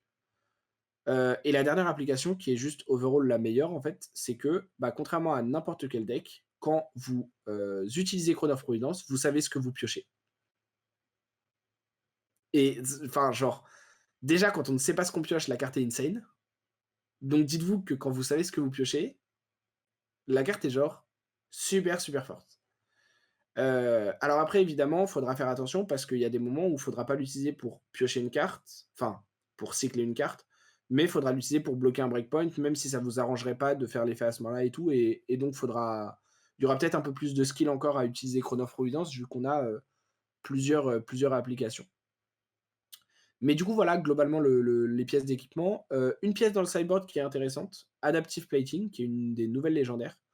Alors ça a des trucs un peu bizarres, genre, pour 0 en action, vous pouvez l'équiper à une autre zone.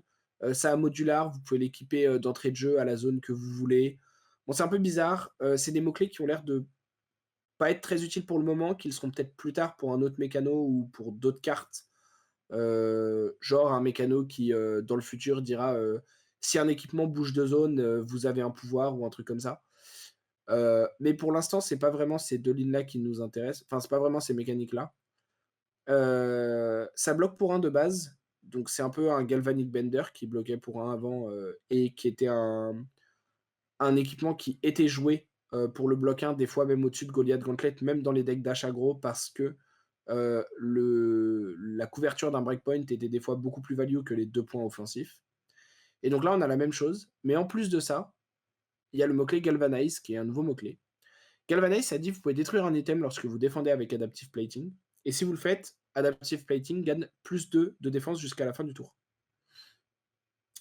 Ce qui signifie qu'en sacrifiant un item, par exemple une boom grenade qui autour d'avant n'avait pas connecté et qui, allait partir au début de votre tour, bah, vous pouvez bloquer 3 au lieu de 1.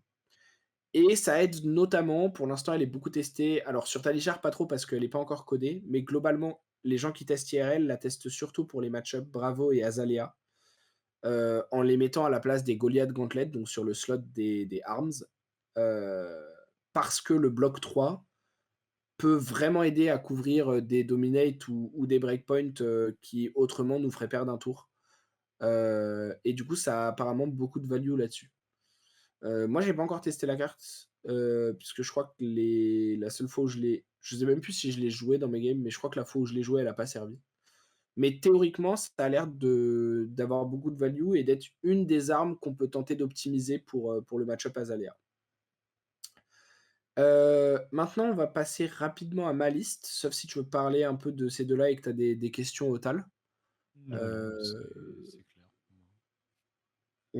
du coup, on va pouvoir passer à ma liste, donc tu peux mettre la troisième, Night. Alors, ma liste, c'est pas, une liste, comment dire? C'est pas une liste légale au sens, 80 cartes, mais Han! c'est plus, les idées que j'ai avec des trucs en sideboard qui sont les cartes que j'aurais envie de tester ou qui sont certains trucs pour vous, dire que ça existe et pour vous expliquer un peu le fonctionnement avec, un soutien visuel pour, heu, pour les gens qui sont sur YouTube. Alors je vais commencer par les 2 plus gros changements parce que globalement, ma liste, c'est une copie de celle d'Archon Alters et de Levi, hein, à peu de choses près.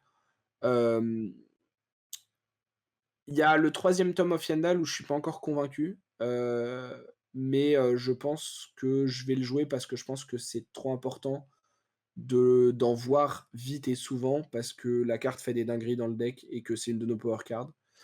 Il y a souvent Donc je des pense que cartes ça comme ça, compense, souvent des cartes comme ça, genre où tu les joues pas parce que, tu veux la jouer 3 fois, mais juste parce que tu veux l'avoir tout le temps, en fait.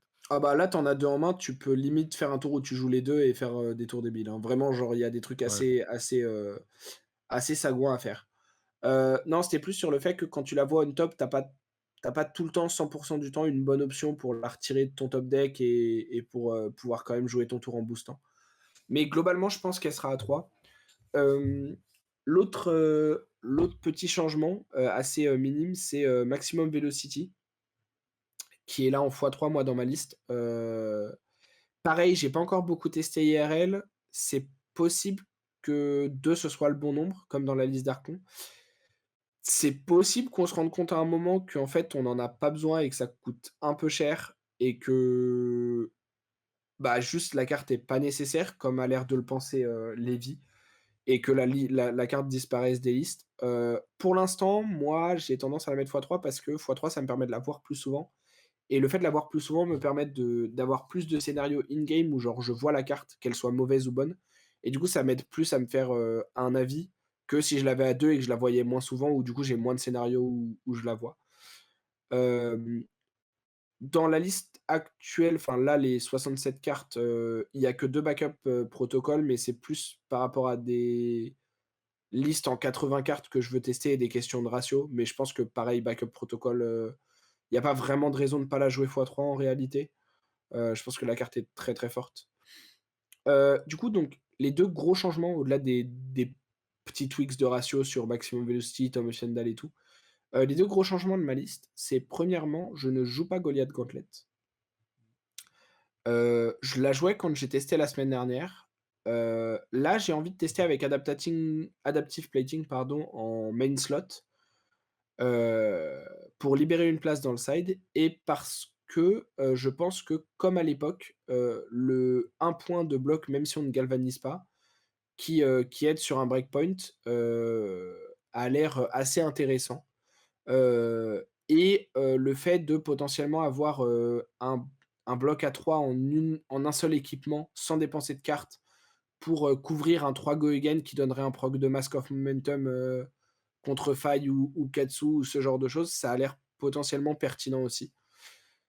Donc, à voir, pourquoi pas, je pareil, ça c'est pas du tout quelque chose sur lequel je suis sûr et si vous jouez le perso et que vous avez Goliath Gauntlet dans votre liste, c'est pas du tout un mauvais choix, hein, c'est enfin, c'est même peut-être à l'heure actuelle clairement le meilleur choix des 2. Mais j'ai envie de tester avec ça et pareil, c'est en faisant des games et en testant que je vais pouvoir me rendre compte, et pas seulement en théorie craftant. 2e gros changement, qui est aussi lié au fait que pour l'instant je joue 3 maximum velocity, c'est que je joue Twin Drive. Alors Twin Drive, c'est un peu le slot de Heist en soi, puisque c'est une 2 pour 5, mais au lieu d'avoir un on hit qui ramène un item de la banish, que moi je trouve pas très pertinent parce que comme j'ai expliqué tout à l'heure, j'ai l'impression, qu'on a très rarement un item dans la banish en réalité, en tout cas avec le genre de liste qui existe actuellement. Et du coup, à la place, j'ai mis Twin Drive. Twin Drive, c'est une nouvelle carte, une Majestic qui pareil, attaque à 5 pour, 2 ressources, bloc à 3 en rouge et qui a 2 fois le mot-clé boost. Alors petit point règle en même temps, si vous boostez 2 fois et que vous boostez 2 fois une carte mécanologiste, vous ne gagnez pas 2 fois Go Again et vous ne gagnez pas 2 points d'action en résolution. Go Again ne se cumule pas, donc même si vous boostez 2 fois et que vous réussissez les 2 boosts, hem, la carte n'aura qu'une seule fois Go Again. Pourquoi c'est pertinent quand même? Alors premièrement, le truc, le plus minime, c'est si vous avez un Tome of Yandal au-dessus de votre deck et que vous aviez pas d'autre moyen de l'enlever du dessus de votre deck, commencer par jouer Twin Drive et booster 2 fois vous assure quasiment de toucher une mécano en dessous et d'avoir quand même Go Again et de pouvoir jouer votre tour. Un peu à la manière de Teklo Foundry Heart si vous le faites, mid-turn. Hem, le gros argument de Twin Drive, pour le coup, c'est que un peu comme Haste, c'est tout le temps une 2 pour 5 qui est genre ce qui est décent ou un bloc 3 si vous avez pas les ressources pour jouer une 2 pour 5 dans votre tour. Hem et là où Haste a des fois un on-hit, bah, Twin Drive, c'est des fois, un double boost qui permet de beaucoup plus facilement activer Maximum Velocity et Pulse Wave Harpoon parce que du coup, ça va compter pour 2 boosts, dans le tour pour ces cartes-là et qui permet de donner 2 points d'action sur Eye-Octane qui est aussi une de nos power cards. Du coup, moi j'aime beaucoup Twin Drive parce que c'est une carte qui synergise extrêmement bien avec 2 de nos power cards, qui permet de compenser une des 3e power cards quand on l'a pas en main, mais au-dessus du deck, qui est un peu un de ses défauts et qui aide à, rentabiliser notre, seule et meilleure carte de disruption avec, Pulsar Harpoon. Du coup, j'aime bien la carte. J'aime bien la carte, donc pour l'instant je la teste. Je suis plutôt content de ce qu'elle a fait dans les quelques games que j'ai jouées et surtout, comme a priori le slot de Twin Drive c'est Heist, en tout cas pour le moment ça a l'air d'être un peu le cas et les gens ont un peu d'hésitation dessus. Il y a des gens qui sont sûrs de Heist et veulent tester Twin Drive et veulent jouer les 2 et qui du coup la mettent sur le slot de Throttle, mais c'est un peu bizarre parce que du coup ça enlève un popper donc c'est un peu particulier. Mais globalement, tous les scénarios où j'ai eu Twin Drive, Heist aurait rien fait que Twin Drive n'a pas fait, c'est-à-dire être une 2 pour 5 boost. Donc pour l'instant, je suis plutôt content parce que j'ai aussi eu des scénarios où ça m'a aidé à activer, Max V ou Eye-Octane et où, du coup la carte avait vraiment de la value. Du coup voilà, donc c'est les 2 changements moi principaux par rapport à, enfin dans ce que je veux tester là dans les prochains jours ou semaines par rapport, aux listes de Lévi et Archon. Heu et sinon du coup, on peut passer à ce que j'ai mis dans le sideboard, alors qui, je vous le rappelle, hein, n'est pas un sideboard à proprement parler. C'est plus des Les options. idées d'options, de cartes que j'ai envie de tester ou dont j'ai envie de parler dans la vidéo. Alors la première chose, c'est que, moi j'ai un deuxième adaptive plating en sideboard, qui est notamment permis aussi en termes de slot par le fait que j'en ai un déjà en main à la place de Goliath. L'idée, et ça je suis encore moins sûr que c'est une bonne idée que de mettre adaptive en main à la place de Goliath, donc vraiment, chill out, je ne suis pas du tout sûr que ce soit une bonne idée. Mais l'idée théorique derrière cette deuxième adaptive plating, c'est de la mettre à la place des bots pour vraiment essayer de rendre le match-up contre Azalea et possiblement contre Bravo jouable pour avoir, quand on arrive à avoir un ou 2 items, un full bloc d'équipement qui contre les gros dominate, Raid in the Ledger et cetera sans perdre de cartes ou qui permettent 2 fois d'avoir l'adaptive plating à 3 qui vient, couvrir des breakpoints, assez facilement, qu'on n'aurait pas pu faire, autrement. Après à tester parce qu'en fait, il y a un monde où dans la vraie vie, c'est rare d'avoir un item qui n'a pas servi autrement et qui du coup sert pour ça. Dans la vraie vie, peut-être que je me rends compte qu'en fait, une fois que tu as mis un premier adaptive plating plus Crone, plus Foundry, bah, le deuxième avec juste le point de bloc de Foundry, il couvre rien et que du coup, c'est pas pertinent de l'avoir par rapport à autre chose, et cetera, et cetera. Donc il y a un monde où c'est complètement nul. Heu, j'ai envie de tester parce que je me dis que c'est peut-être une des manières de rendre plus accessible le match-up Azalea, qui a priori, encore une fois, a l'air d'être un des pires match-up. Donc pourquoi pas? Ensuite, du coup, sur les autres cartes, donc il y a le Tome of Yandal et le Backup Protocol où je vous disais, a priori, ça, c'est des cartes, qui sont probablement A3 dans le main board, hein. Ensuite, on a, du coup, Hadron Collider qui, pour l'instant, est pas dans le deck, mais qui est parmi le entre guillemets «dernier slot d'item» que je veux mettre, en gros. Parce que du coup, comme les autres listes, en fait, en termes de ratio, si vous regardez dans le main board, j'ai, les 6 backups, j'ai, les 6 boom grenades, j'ai les 3 Techlocores. Du coup, il me manque entre guillemets un set d'items pour être à 18, ce qui a l'air d'être le ratio, que les joueurs et joueuses du deck aiment bien actuellement quand on joue les 72, 73, 74 cartes en full pile. Hem, du coup, donc dans l'idée, Hadron Collider, c'est probablement celui qui est le plus évident, c'est celui qui est joué par Lévy et Archon et par la plupart des autres joueurs. J'ai expliqué pourquoi dans les listes précédentes. Les autres idées que j'ai, en plus du Hadron Collider, c'est, Penscript et comment il s'appelle l'autre? Je sais plus, mais 2 scripts. En gros, il y en a un, il est rouge, il coûte 1, il arrive avec un Steam Counter, il a crank et il dit, «Au début de votre tour, vous enlevez un Steam Counter, si vous avez pas de Steam Counter, vous le détruisez».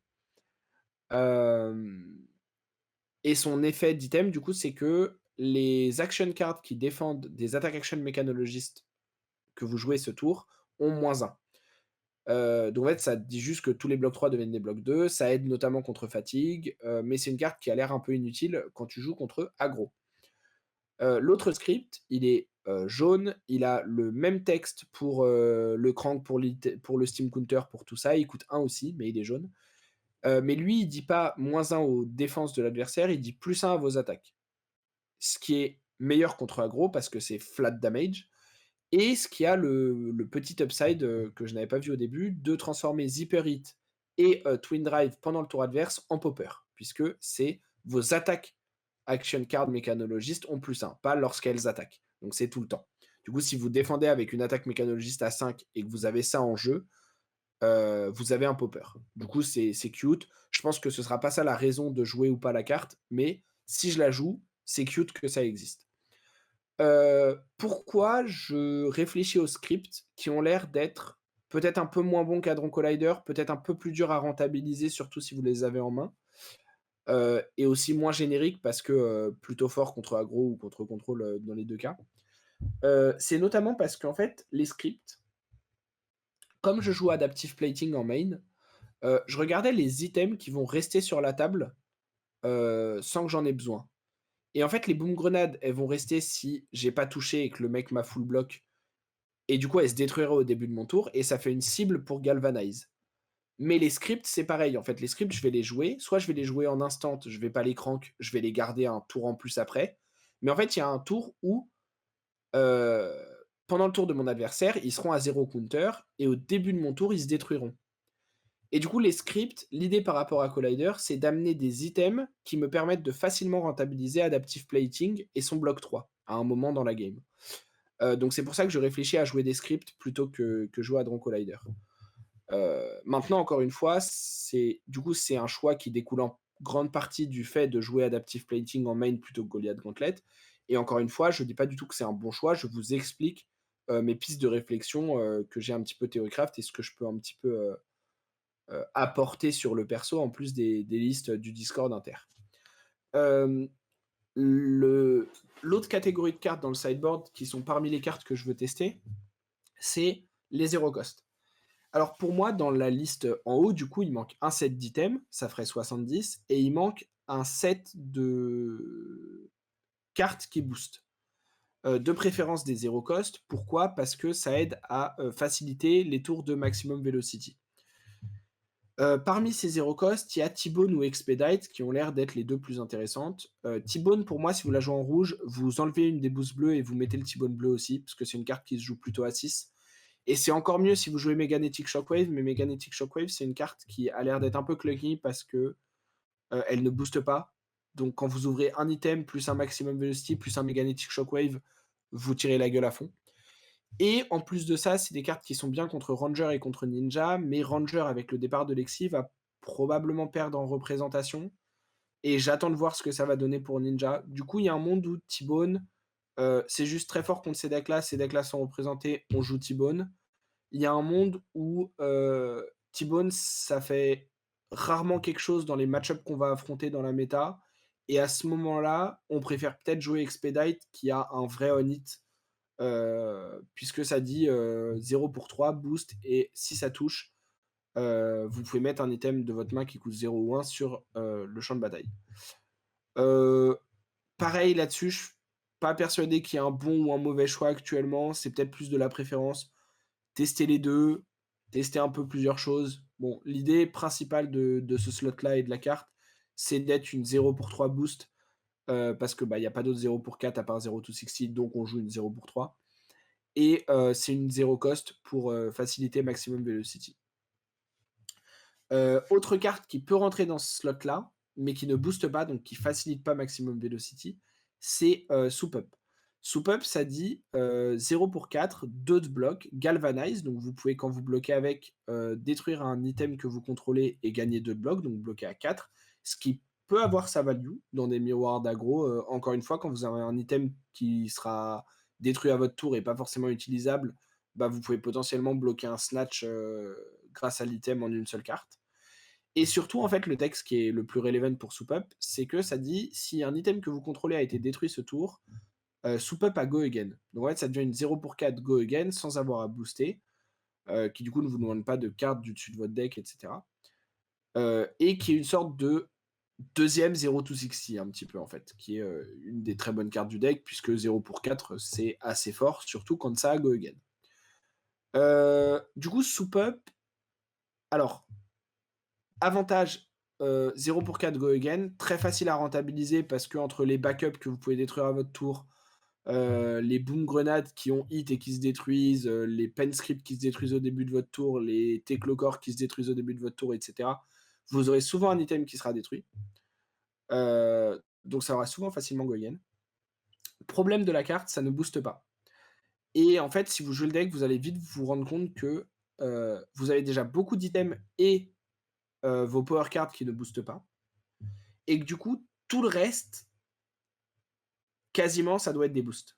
C'est-à-dire que toutes vos attaques et tout ce qui n'est pas vos genre 12 power cards et 15 ou 18 items, ce qui fait déjà, si vous comptez 30 cartes, ce qui est beaucoup, même sur un deck de 72 ou 73, bah, si vous commencez à mettre des cartes qui ne boostent pas dans les autres cartes, dans vos attaques classiques et tout, ça va vraiment réduire la capacité à faire des gros tours d'Aioclan et de maximum velocity. Après, il y a un monde où, comme je vous disais, Maximum Velocity, au final, c'est pas joué et du coup, des cartes comme Soup Up, redeviennent très intéressantes parce qu'il y a plus ce conflit-là de ne pas aider à rentabiliser une power card et du coup, ça devient juste une 0 pour 4 pardon, qui a l'air, très efficace. Dernier truc dont je veux parler et vraiment le dernier, je vous promets, sauf s'il y a d'autres choses qui me viennent en tête, mais dernier truc dont je veux parler, c'est la «loupe» entre guillemets, un peu anti-fatigue avec, Scrap Harvester et Prismatic Lens. Comment ça fonctionne? Alors déjà dans l'idéal, vous avez plus de jaune dans votre deck et dans l'idéal, vous avez Scrap Harvester rouge et bleu au cimetière. Globalement l'idée c'est que, Prismatic Lens, c'est un item jaune qui coûte 1, qui a crank, qui arrive avec un compteur vapeur. Au début de votre tour, vous retirez un compteur vapeur. Si vous en avez pas, vous détruisez l'item. Bon, comme, quasiment tous les items de l'extension, hein, c'est souvent le même texte. Le truc qui est intéressant avec Prismatic Lens, c'est once per turn instant, donc vous pouvez le faire sur les 2 tours, ça peut être relevant. Pour 0, vous révélez la carte du dessus de votre deck, donc que vous connaissez puisque vous avez Dashio et donc vous connaissez la carte du dessus de votre deck. Hem, Vous mettez un item mécanologiste de votre zone bannie sur le dessus de votre deck. La condition, c'est que l'item doit avoir la même couleur que la carte du dessus de votre deck. OK? D'où le fait que on va parler d'un setup, entre guillemets «un peu parfait» où on est sûr qu'il y a pas de miss. Vous avez plus de jaune dans votre deck, donc vous êtes sûr d'avoir une bleue ou une rouge, on top Parce qu'en fait, vous pouvez regarder, mais vous pouvez pas «contrôler» entre guillemets. Donc, si vous avez une jaune, vous pouvez booster, mais ça peut être un peu compliqué. Mais bref. Donc vous êtes sûr d'avoir une rouge ou une bleue. Vous avez Scrap Harvester rouge et bleu dans le cimetière, et vous avez Backup Protocol, bleu et rouge, dans la zone bannie. En fait, l'idée, c'est que vous allez jouer Scrap Harvester une première fois pour bannir les backups, de la bonne couleur. Et en fait, une fois que vous aurez tout ça d'installé, donc les backups en banish, les scraps au cimetière, Prismatic Lens on board et tout, vous allez, montrer la carte du dessus de votre deck. Si c'est bleu, remettre le backup protocole bleu. Si c'est rouge, remettre le backup protocole rouge au-dessus. Bon, voilà, enfin, c'est pas très important, ça marche avec les deux. Mais du coup, donc vous allez remettre le backup. Ensuite, avec une de vos cartes en main, le mieux c'est une bleue, vous allez pour une ressource jouer le backup du dessus de votre deck, le crank, donc gagner un point d'action et gagner un compteur sur votre gun. Ok. Ensuite, vous allez, avec les deux ressources qui vous restent de votre bleu, payer 2 ressources, détruire le backup protocole, le mettre au cimetière et récupérer du cimetière le scrap harvester de la couleur correspondante, donc rouge ou bleu. Puis avec une autre bleue de votre main, ou plusieurs cartes si vous n'avez pas de bleu, machin, etc., hein, voilà, encore une fois, je vous parle du meilleur scénario, que vous avez pu sculpter parce que comme c'est plutôt un play de late game, a priori, vous avez eu le temps de sculpter un peu vos mains, de pitch stack éventuellement et tout, mais voilà. Du coup, vous allez pitcher une bleue pour jouer le scrap harvester que vous venez de récupérer. Donc là, si on compte bien, si vous avez tout le setup au départ, vous avez besoin que de 2 bleus en main pour faire ce play. Donc vous avez pu bloquer avec 2 cartes avant, par exemple, ou activer des cartes, comme des 0, pour 3 boosts ou des trucs comme ça, pour faire d'autres attaques. Ou jouer un item que vous avez crank, bon. Vous allez récupérer le Scrap Harvester, vous allez le jouer en pitchant une bleue, et Scrap Harvester, en fait, il dit, mot-clé Scrap, qui est un des nouveaux mots-clés de cette extension. Scrap, c'est quand vous jouez la carte, vous pouvez bannir depuis votre cimetière un item ou un équipement. Donc là, vous allez bannir le backup que vous venez de mettre dans le cimetière. Donc vous avez à nouveau les 2 backups en jeu. Et quand vous scrappez le Scrap Harvester, donc en coût additionnel lorsque vous le jouez, vous pouvez mettre un Steam Counter sur un item que vous contrôlez avec le mot-clé Crank. Du coup, vous mettez un compteur sur Prismatic Lens, qui du coup passe à 2 ou repasse à 1 selon à quel moment, mais qui du coup, pour votre prochain tour, restera encore. Parce que vous aurez un Steam Counter à enlever et donc ne se détruira pas. Et en fait, du coup, qu'est-ce que cette loupe, elle permet? Elle permet, avec 2 bleus, de présenter 6 ou 8 dégâts, puisque du coup, comme vous avez gagné un point d'action avec le backup que vous avez crank du dessus de votre deck, c'est comme si le Scrap Harvester avait Go Again, donc vous pouvez attaquer avec votre gun. Du coup, si c'est le scrap rouge, vous avez 6 plus 2, donc 8. Si c'est le scrap bleu, vous avez 4 plus 2. Donc vous avez soit 6 dégâts, soit 8 dégâts en 2 cartes, et surtout sans dépenser de cartes de votre deck. Puisque vous pitchez 2 cartes pour récupérer des trucs du cimetière, de la baniche, de machin. Et donc les cartes que vous avez pitchées, vous les remettez en dessous après. Et tant que vous piochez des bleus et que vous arrivez à maintenir le setup, vous pouvez continuer à faire ça tous les tours. À quel point c'est relevant? Je sais pas. Pour l'instant, de ce que Archon et autres ont l'air de dire, jouer une pile de 73-74 cartes et setup des gros tours contre les decks un peu fatigue, ça a l'air de suffire. Encore une fois, c'est peut-être en partie parce que les decks savent pas encore très bien jouer contre Dashio et ne se sont pas adaptés, mais pour l'instant, ça a l'air encore de fonctionner. La loupe a l'air d'être un petit peu compliquée à mettre en place et d'arriver un peu tard dans la partie. Et de demander quand même pas mal de setup et de jouer des cartes qui potentiellement sont moins bonnes au fur et à mesure de la game. Donc, je sais pas, ça a l'air bizarre, on va dire. Ça peut être un plan et je voulais en parler parce que enfin, il y a que Dashio qui peut faire cette loupe-là, grâce à son Hero Power, et du coup, je pense que c'est relevant d'en parler et de savoir que ça existe si vous voulez jouer le perso. Parce qu'il y a un monde où ça devient une des armes anti-fatigue pour le deck, parce que comme vous le voyez, ça peut ne prendre que 3 slots de sideboard, hein. Et en vrai, Scrap Harvester bleu, surtout en one-off, vous pouvez, je pense, sans problème le jouer dans votre main board, comme une des bleues. Donc ça peut ne vous prendre que 2 slots en side. Et si il s'avère que c'est vraiment quelque chose qui aide à combattre la fatigue, ça peut être vraiment intéressant de le jouer, voire même de trouver des petits moyens d'optimiser encore un peu plus.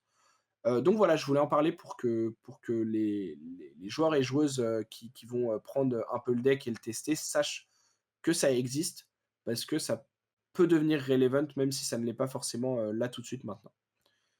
Voilà, je pense que j'ai à peu près fait le tour de tout ce que je voulais dire, de présenter un peu les listes, voilà. Globalement, vous jouez un aggro, vous jouez, des power cards, vous jouez des tours, où lorsque vous pouvez jouer des mains de 5 cartes ou 6 cartes avec un item on top, vous faites probablement une value qui, hors main bricky, qui encore une fois peuvent arriver et sont un des potentiels défauts du deck, vous avez des tours qui sont probablement parmi les meilleurs tours d'aggro, dans le jeu. Par contre, vous n'avez aucun on-hit parce que vous n'avez pas le Mas des ninjas, vous n'avez pas les arrows de Lexi, donc vous n'avez pas de on-hit. Vous n'avez pas de disruption à part Pulse Wave Harpoon. Donc si à un moment vous perdez la tempo, vous avez quasiment aucun moyen de la récupérer, ça peut être très dur. Donc c'est globalement un deck de maths, vraiment un deck de maths. Mais pourquoi je vous le présentais, pourquoi je le teste, pourquoi j'en parlais, c'est que de ce que je lis actuellement, de ce que j'entends, de ce que je vois, Heu, ça a l'air d'être un deck qui peut avoir les meilleures maths du jeu, en aggro en tout cas et à l'heure actuelle en tout cas. Donc je pense que ça vaut le coup d'être exploré, surtout, si vous aimez bien la mécanique des items et du perso, de regarder la carte, de potentiellement jouer des trucs en instant et tout ça. Ça a le mérite de se tester, de s'explorer et après est-ce que, ça va flop et le deck ne sera jamais solved et ne va jamais perfait et on va se rendre compte qu'en fait, il y a des trop gros défauts? Peut-être. Est-ce que, comme, je le pense et je l'espère, le deck va se retrouver à être le meilleur ou un des meilleurs decks aggro avec des maths, assez ouf? Peut-être. Mais, voilà, au moins maintenant vous savez un peu plus de quoi il en est, et vous avez des bonnes bases, je l'espère, pour essayer le deck si l'envie, vous en vient. Voilà. Eh bien, merci à toi, Croissant. C'était très complet. Il y avait beaucoup d'infos, beaucoup de decks, de pistes de réflexion aussi pour les personnes qui voudraient. Beaucoup de pistes de réflexion aussi pour les gens qui voudraient se mettre au deck. Donc, merci encore. Ça fait, en vrai, moi j'adore ce moment dans justement les extensions où tu es un peu en mode. Alors, du coup, il y a ce deck. Je sais qu'on peut en faire un truc. Comment? Ouais. Je trouve Bah, que c'est en un des vrai, moments je les plus fun des jeux, en fait, du jeu en général. Tu sais.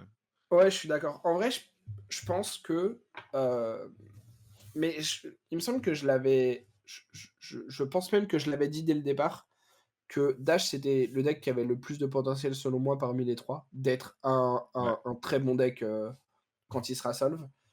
Heu, Yep, tu l'avais dit. Je Est-ce confirme. que ce sera le cas? Est-ce qu'il va réussir à être solve? Est-ce que ça va se faire vite ou pas? Tout ça, c'est des questions auxquelles j'ai pas la réponse et bah, le temps nous le dira. Mais c'est vrai que c'est marrant et puis même en soi Max, tu vois, genre on en parlait dans la tier list, quand on l'a faite avec Hugo et en fait, Max, on l'a mis en bas de la tier list à un moment, si vous avez pas regardé la vidéo de la tier list, regardez-la pour comprendre pourquoi on a mis Max, parmi les derniers héros. Hem, mais même Max, tu vois, je pense qu'il y a des pistes à explorer avec des versions mécanoïdes et tout et il y a du potentiel pour que ce soit un bon deck. Je pense que Mécano est une classe qui, par nature, a des go again gratos ou presque, ce qui, on l'a vu et James White l'a répété, c'est très fort. Historiquement, c'est parmi les meilleures mécaniques du jeu, hein. Heu, on a une classe qui, a des maths de base sur ses cartes qui sont assez hauts, qui du coup a le potentiel d'avoir, parmi les meilleurs maths du jeu comme on peut le voir, avec Dash quand elle start avec Pounder et tout ça. Donc je pense que les ingrédients sont là pour, Max et Dash qui sont plutôt des decks aggro, de d'être parmi les meilleurs decks aggro et du coup d'exister. Heu, pour Teklovosen, ça a l'air un peu plus complexe, mais ça a l'air aussi un peu à l'instar de Dromai, Islander, et ce genre de deck quand ils sont sortis au début, d'être un deck qui va être plus dur à exploiter et à solve parce que c'est pas aussi évident que: «OK, comment on fait les meilleures maths?» En fait, quand Ouais. un nouveau héros aggro sort, la première version du deck qui peut être très bonne et gagner des events, c'est comment on fait les meilleures maths. Et après, les listes s'adaptent un petit peu au fur et à mesure. On a vu les listes de failles, évoluer un petit peu au fil du temps avec des petites améliorations, des petites optimisations. Mais globalement, faille maintenant, c'est la même chose que faille à l'époque, dans le sens où c'est un deck aggro et le but, c'est à un instant T dans une métadonnée, quelles sont les 60 cartes qui, dans X match-up, nous donnent les meilleures maths. Et si ces maths-là sont meilleures que ce que, l'adversaire va faire en face ou ce que l'autre meilleur aggro du format est capable de faire et cetera, bah, on est un très bon deck et il y a des raisons de le jouer. Teklovosen, c'est pas du tout ça, je pense et du coup, ça va être beaucoup plus dur de trouver, la version qui fonctionne, pour le deck. Mais c'est tout aussi intéressant, je pense, comme exercice, comme tu le disais, d'être dans ce truc de, putain, il y a une toute nouvelle mécanique avec les évos. Il y a enfin des héros mécanologistes qui ont une réelle identité. Heu, on est enfin sur des héros qui ne sont plus représentants d'une classe, mais bien représentants de leur playstyle et leur héros. Donc ça fait super plaisir et bah, ça fait, d'autant plus un challenge, pour le deck build parce que, bah, du coup, on est plus sur un truc où, bah, on joue Bravo, on joue du good stuff parce que Bravo, c'est un gardien et c'est pas Bravo en vrai, c'est un gardien, tu vois? Ouais, N'importe quel héros gardien ou presque peut faire ce que Bravo fait, plus ou moins bien évidemment, mais tu vois, c'est très «vanilla» entre guillemets. ouais, je suis Dash, d'accord. l'ancienne, c'était très vanilla aussi et c'est très juste représentatif de ce que la classe va être en termes de statistiques, de gameplay, de maths sur les cartes, de type de cartes et cetera, tu vois? Genre, je pense pas qu'un jour, en tout cas pour le moment, ils sortent un gardien qui a accès facilement à plein de go again, parce que c'est pas ça l'identité de la classe. Ouais. Par contre, qu'ils sortent un gardien qui a une vraie identité de héros qui n'est pas la même que Bravo, ça oui, ça arrivera. Ça va arriver et ce sera très cool. Et là, c'est pareil en fait. Les trois héros ont vraiment leur identité et du coup, bah, on peut plus juste, dire, «Ah bah, on fait du good stuff et on met, bah, de toute façon, on avait genre 80 bonnes cartes mécano, donc on met ces 80 là.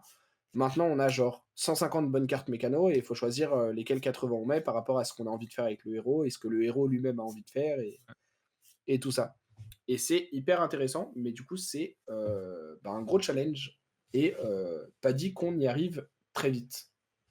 Et pour revenir vite fait sur ce que tu disais sur, les agros, c'est toujours un truc, où tu mets juste les meilleures maths et cetera. De toute façon, c'est toujours comme ça en début de méta, hein. Ah oui, En c'est début de clair. méta, il y a toujours ce truc très simple où les agros sont les rois parce que ce soit les nouveaux ou les Mmh, anciens, tu vas juste les build purement mathématiquement et tous les decks un peu tempo contrôle, ils sont obligés déjà d'être plus réfléchis dans le design parce qu'en effet, la value vient pas forcément de leur stats, elle vient de tout le reste mmh, et après tu rajoutes aussi toute cette partie purement genre logique des decks contrôle, défensifs, et cetera, bah, en fait, sur quoi je me base pour défendre? À quoi je mmh. dois répondre? Parce que c'est des decks qui sont souvent très, réactifs, contrairement aux decks proactifs Ouais, qu'on peut avoir, contrairement à des decks très proactifs qu'on peut avoir, un Faille, une Lexi, des choses comme ça, c'est des decks qui sont très dans l'action, et cetera mmh, et on a ces mmh. decks vraiment défensifs, réactifs, comme je pense que Teklovosan est plus dans cette catégorie-là, même si je l'ai pas assez vu pour savoir si on peut le considérer comme un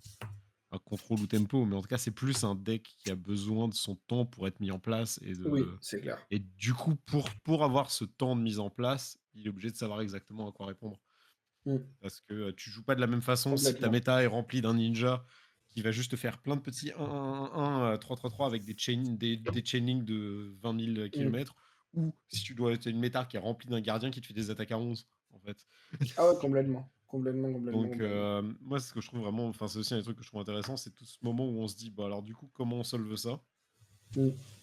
Et enfin, au final, c'est jamais facile à solve, mais c'est toujours pour ça que les agros ont toujours la part belle d'un début d'agro, enfin, d'un début de méta, et que les autres Mmh. viennent mettre plus de temps. Et on va voir si cette méta-là nous propose la même chose au final, puisque maintenant on sait qu'on a quand même, enfin, on en parlera dans un autre épisode, mais on a la date de sortie du coup de la prochaine extension. Donc on sait qu'on a quand même pas mal de temps devant nous, dont les Worlds. Mmh. Donc on va quand même Ouais, voir, pas mal de choses d'ici là pour le jeu en fait. c'est Moi clair. j'ai assez hâte de voir comment ça va évoluer justement dans les prochaines semaines slash prochains mois, d'un point de vue purement bah, méta, design, deck build, genre au World, est-ce qu'on aura beaucoup de dash, enfin de dash IO, est-ce qu'on aura beaucoup de max, est-ce qu'on aura des techlos? Parce que je pense que c'est des Mmh. decks qui auront une petite représentation au minimum. Je dis pas qu'ils vont pas avoir une grosse représentation, mais il y aura toujours quelques joueurs qui vont essayer de faire marcher. Et je Mmh. me demande au World, justement, si c'est quelque chose qu'on va beaucoup voir ou pas. Et Je ça, pense que sur déjà les ProQuest vont nous donner une bonne indication. c'est vrai. Heu, mais ce qui va être marrant, c'est que la méta des ProQuest a une chance d'être genre enfin de rien avoir avec, à voir avec celle des Worlds parce qu'il y a un monde où, Lexi est quasiment sûr d'être ban, Islander possiblement aussi et du coup, même si en fait pendant les ProQuest, tu as des decks comme Dashio qui performent, peut-être que dans une méta post-Lexi, voire même post-Islander, c'est plus ou perçu pareil et que du coup, c'est plus ou le cas. Peut-être qu'à l'inverse, ça performe pas pendant les ProQuest, Lexi s'en va et les gens qui ont testé avant les ProQuest se rendent compte que, enfin, avaient déjà Bah, l'info que Dashio était le meilleur aggro si tu as à part Lexi comme Lexi gatekeeper, tu sais que tu as et Lexi comme voilà, gatekeeper, du coup, sur ton deck, donc c'est-à-dire un deck qui t'empêche de performer, mais tu sais que quand le deck disparaît, tu as une place de nouveau. On en c'est parlait ça souvent de donc ce genre de deck, d'ailleurs, c'est un jour, ça qu'on parle plus précisément du concept de gatekeeper, mais ça, c'est un autre détail. Mais on en mais parlait ce sera souvent de se intéressant. dire, il y a des decks qui n'existent pas dans la Mmh, méta parce que la méta a telle ou telle chose qui fait qu'ils ne peuvent pas exister. Et c'est en clair. effet, là, on sait qu'il y a au moins 2 decks qui disparaissent et bon, alors moi, en tant que joueur contrôle, j'avoue que enfin, contrôle tempo, mid-range, en tout cas pas agressif, ça me fait très peur de voir des persos comme Icelander disparaître parce que là, on va être très, on va avoir Ça moins de va, place. On va avoir moins de place, je pense. Mais bon, on verra tranquille. après. Il y a toujours des options, c'est ça qui est cool. C'est ça qui est cool avec ce Ap jeu, c'est qu'il y a toujours des options un peu partout. après Islander, elle vous battait, hein, mais justement, genre, tu devrais être content de voir Islander disparaître parce que c'était un mauvais match-up pour, les decks, lents. Mais Icelander aussi est un de ces decks-là, du coup, elle est pas un mauvais C'est vrai, match pour elle-même. c'est vrai. Le miroir, Ah, le miroir est un enfer, mais statistiquement, il a 50% de win rate. on sait pas. Mais voilà, donc j'ai hâte de voir comment ça va évoluer, même parce que là, au final, c'est un sujet pour une prochaine fois.